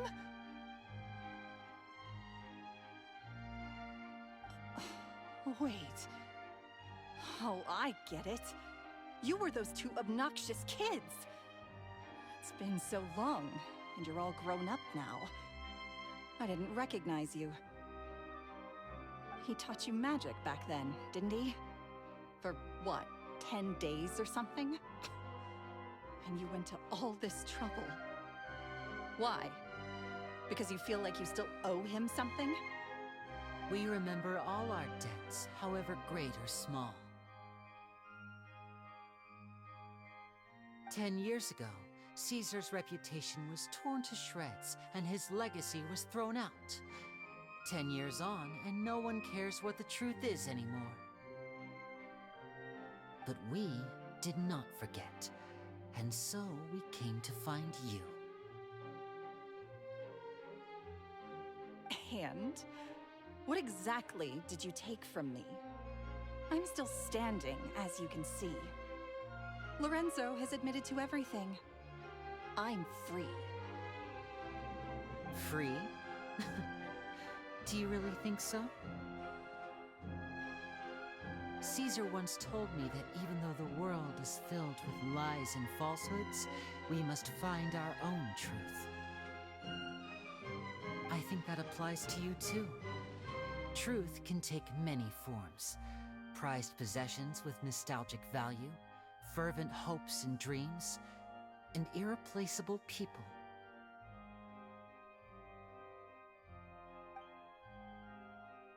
Life took many things from you, and those wounds never healed. When they ached unbearably in the dead of night, stealing became your way of numbing the pain. What are you trying to say? I'm saying that for the last 10 years, you've been living a rather uneventful life. Perhaps that's because you found something other than a life of crime to fill the hole? Back to Lorenzo for a second. He murdered his own master, played along with your act, and took pains to make sure any suspicion would be directed towards him. But what did he have to gain from all that? He knew who you were and the things you'd done, and despite that, he was willing to give everything up for your sake. He's the reason that you haven't felt the compulsion to steal in all these years. You're more than just accomplices in murder. You're the only real friends each other has. So I think you know, deep down, that he is the only truth you have in your life. But that truth is gone now. And I guarantee you'll never see it again.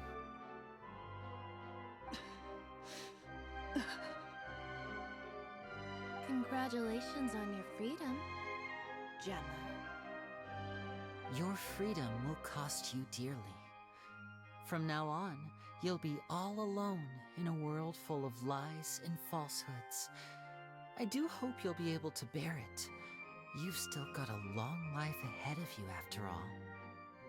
Gather round, one and all. The time has now come for the amazing Lini to perform his final act in tonight's show. I'm sure you're all wondering what he has planned for the grand finale. Well, wonder no more, for the answer is a death-defying high-altitude escape. A high-altitude escape?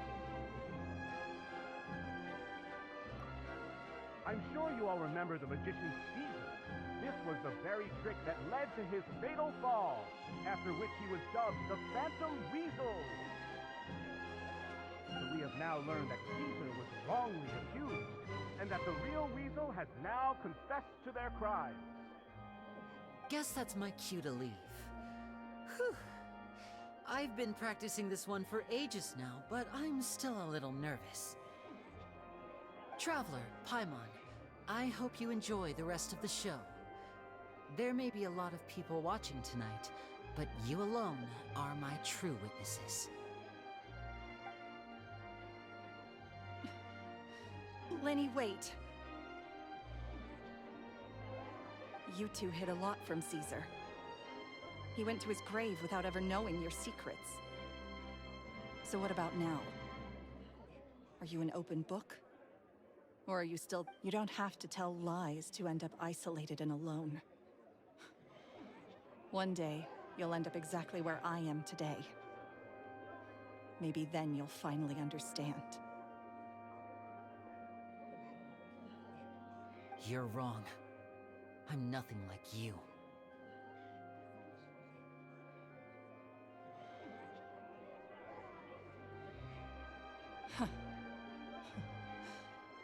So, what are we, doing now? Like Lini said, when you're ready, let's head outside and watch the show. But what about Gemma? She'll figure out what's best for her soon enough. Oh, and if you'd like to see Lini after the show, you know where he'll be. The usual haunt. Alright. Well, let's go and watch Lini's finale then. This trick's a pretty dangerous one, but he should be able to pull it off, right?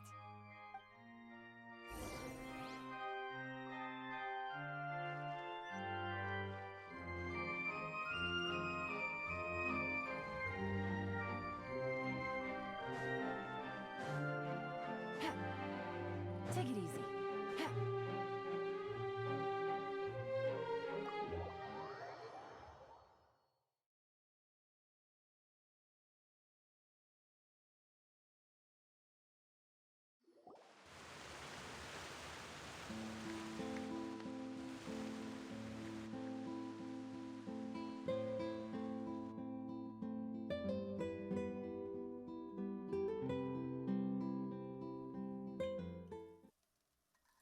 Magic should be mysterious, surprising, and defy logic. Magic is hard work. Every single movement has to be practiced thousands of times. It's alright. We're used to that.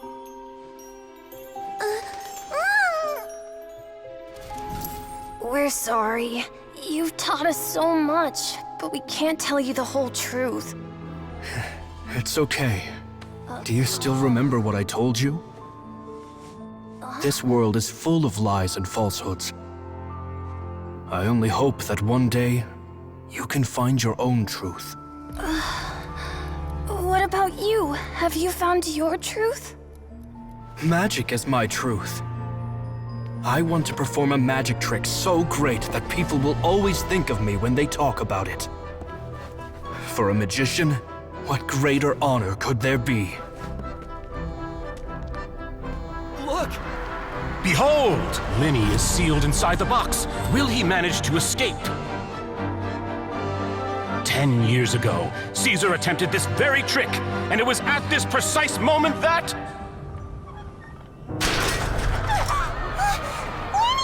Watch out!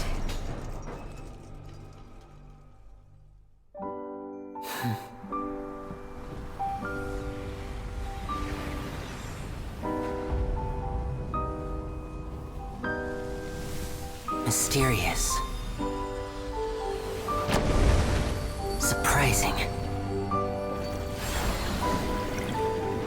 And logic-defying. Isn't that right? This honor belongs to you, Caesar.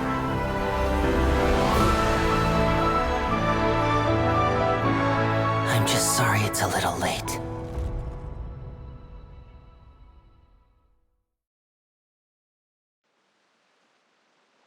Did you see that? 1 minute he was falling, and the next, he turned into flowers. How could he possibly have done that? How mysterious. I didn't blink once. He just vanished, right in front of my eyes. What a heart-stopping magic show! This was really worth the trip. Caesar's name has finally been cleared, and Fontaine's new star magician Lini has fulfilled a wish on his behalf. Oh, I couldn't ask for a better grand finale. It will make a great headline for the Steamberg tomorrow, even if I do say so myself. Looks like everyone really loved Lini's grand finale.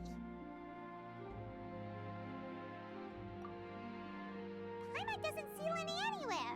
Where'd he go? Oh, Lynette said he'd be waiting for us at the usual hunt. But, where is that? Oh, you mean the one where Caesar's buried? Yeah, that's probably it. This whole magic show kinda seemed like Lini's way of saying goodbye to Caesar. So it makes sense that that's where he'd be afterward. Alright, let's go look for him there.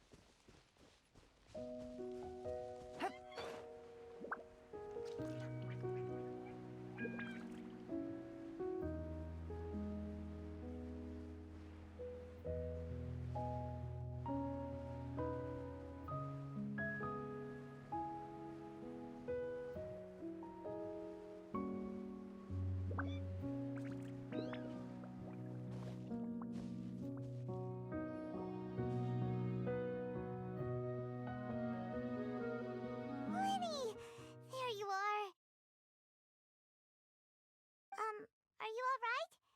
Paimon was scared to death when the chain broke. Paimon was sure something had gone horribly wrong.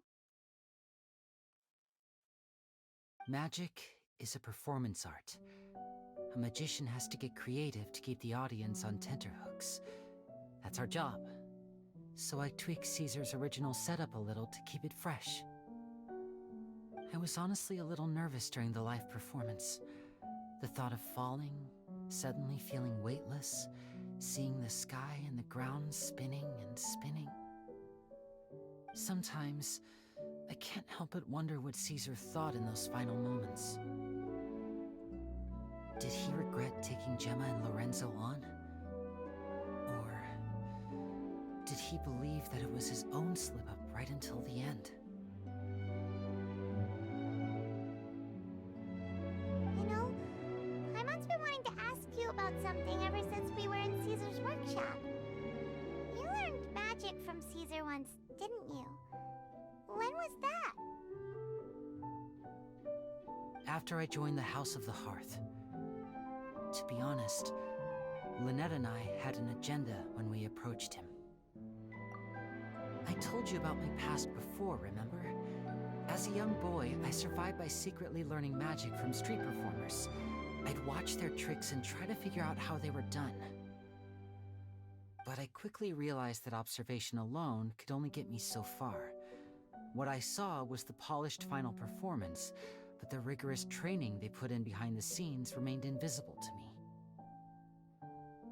I needed to learn how to improve my sleight of hand, hone my misdirection skills, and make niftier props. We were gifted enough that we'd made some progress by ourselves, but without proper guidance from a professional magician, we quickly plateaued. So that's why you sought Caesar out? Yes. We figured there was no harm in asking, but it took us by surprise that he was so willing to teach us. In all, we only spent 10 short days together, but he was very good to us. By contrast, we hid so many things from him. For instance, when he asked why I wanted to learn magic, I answered, "It's my passion." But in truth, there was already a lot more to the story by then. After being taken in by an aristocrat for our magic talent, then betrayed soon after, this was no longer about me doing what I loved. What amazed me was how the lie escaped my lips even as I was hesitating over whether to tell him the truth. Trust is a beautiful thing. Sadly, I'd forgotten how to trust by then. Lini. Still worried about the way I feel? You really are a gentle soul, aren't you? But don't worry, I'm used to it now. From the mansions of the elite to the House of the Hearth, lies and selfishness have followed me and Lynette everywhere we go. After Caesar went on tour, we became busy with our missions. The next we heard of him was that he'd fallen to his death, and was now declared to be the Phantom Weasel. That night, I remembered his smile. But as I lay there, I didn't know what to say to him. To keep secrets is to put up walls. The longer you keep them up, the less you let people in. Then, one day, you look around and realize your life is like an empty auditorium after a show, full of seats once occupied by all the people who left. But I guess that's the price we have to pay. You only realize how much someone really meant to you when you lose them completely. That's why I was so confident this would hurt Gemma. Because I felt it for myself.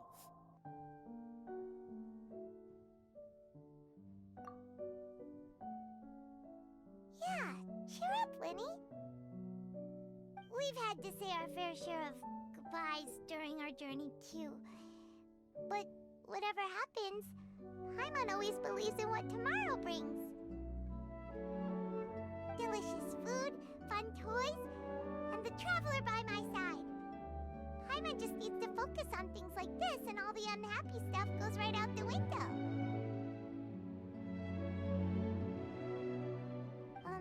You know, Traveler, doesn't that kind of make you Paimon's truth? Exactly. It's the same for me and Lynette. We are the truest thing each other has in the world, and nothing can replace that. Life has taken plenty from us, like it did from Gemma. But at least it left us with each other. That's what gave us the strength to get through the darkest days.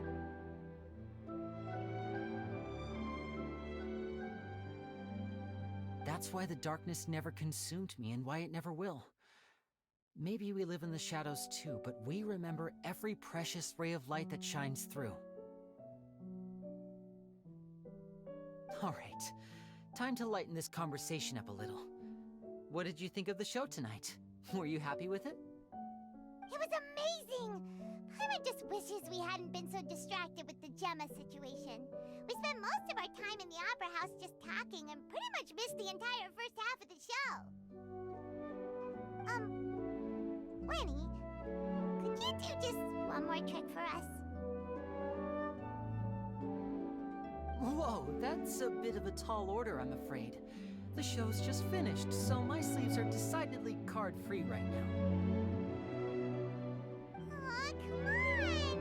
Surely you can think of something.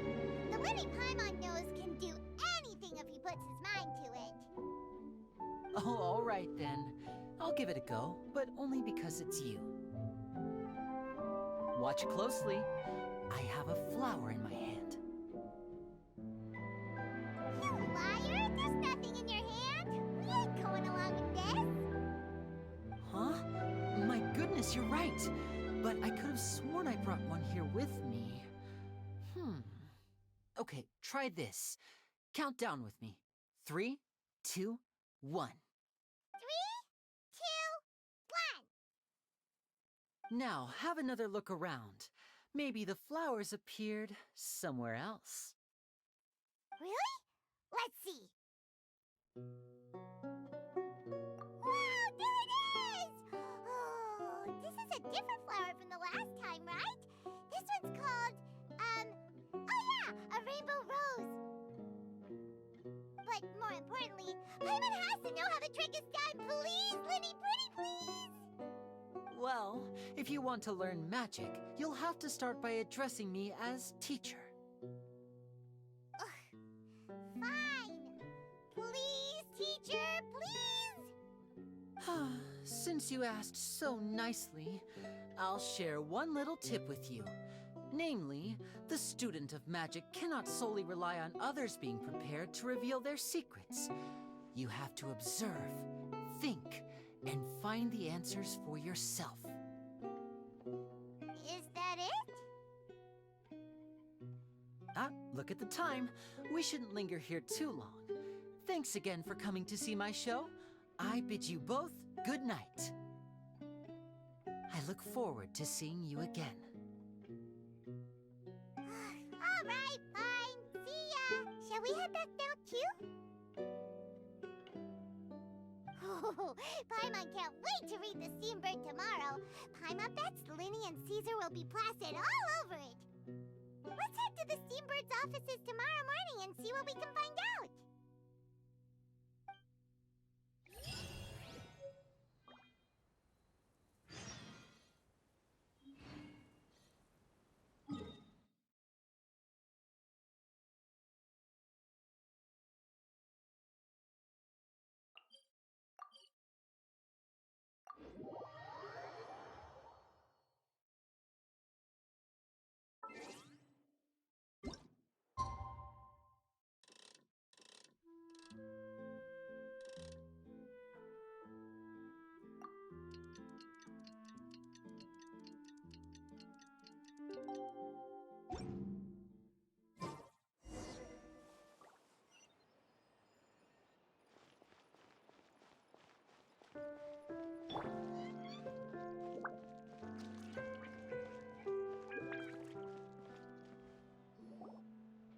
I'm very sorry, Charlotte, but my sister and I are quite busy today. I'm afraid we'll have to decline this interview. Oh, please, Lini, I'll only take a moment of your time, if you would be so kind. Huh? What's happening here? I spent all night writing my piece about the Phantom Weasel, and it was going to go to print this morning. But just as dawn broke, I suddenly received news that Caesar's fiancée, Gemma, had contacted the guards and confessed to having been the real Phantom Weasel all along. That was quick.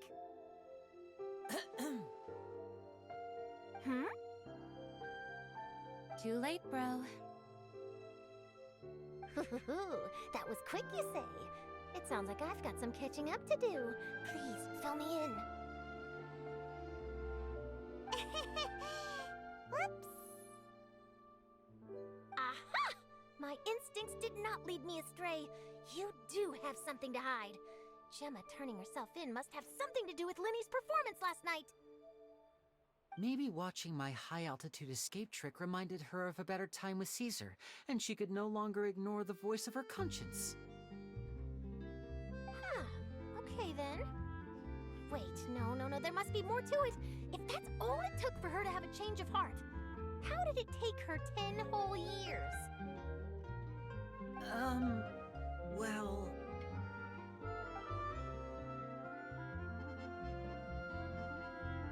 Oh, I remember now!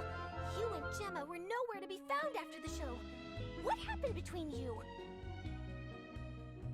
Quickfire question! Where did you all go after the show? Oh, we went to the cemetery and Lini did a private magic trick just for us. Actually, glad you mentioned it, because that reminds Paimon, guess what? Lini started using rainbow roses in his tricks. What? I don't recall ever having received a rainbow rose from you myself. Is this supposed to mean that they're more important to you than your own sister?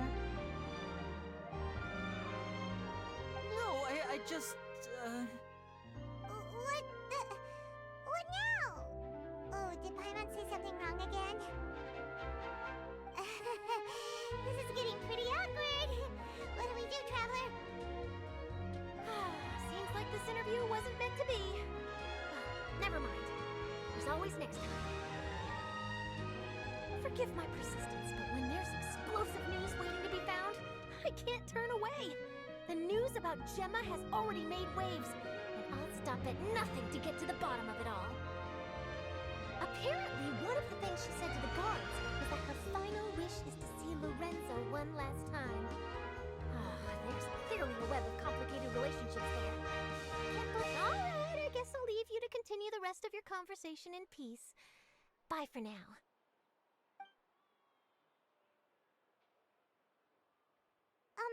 Lynette?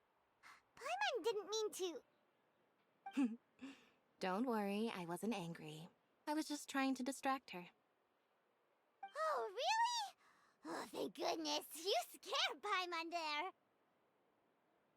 Phew. You and me both, Paimon. You and me both. At least it did the job, right? Please, take good care of that rainbow rose. I'd be really upset if you lost it.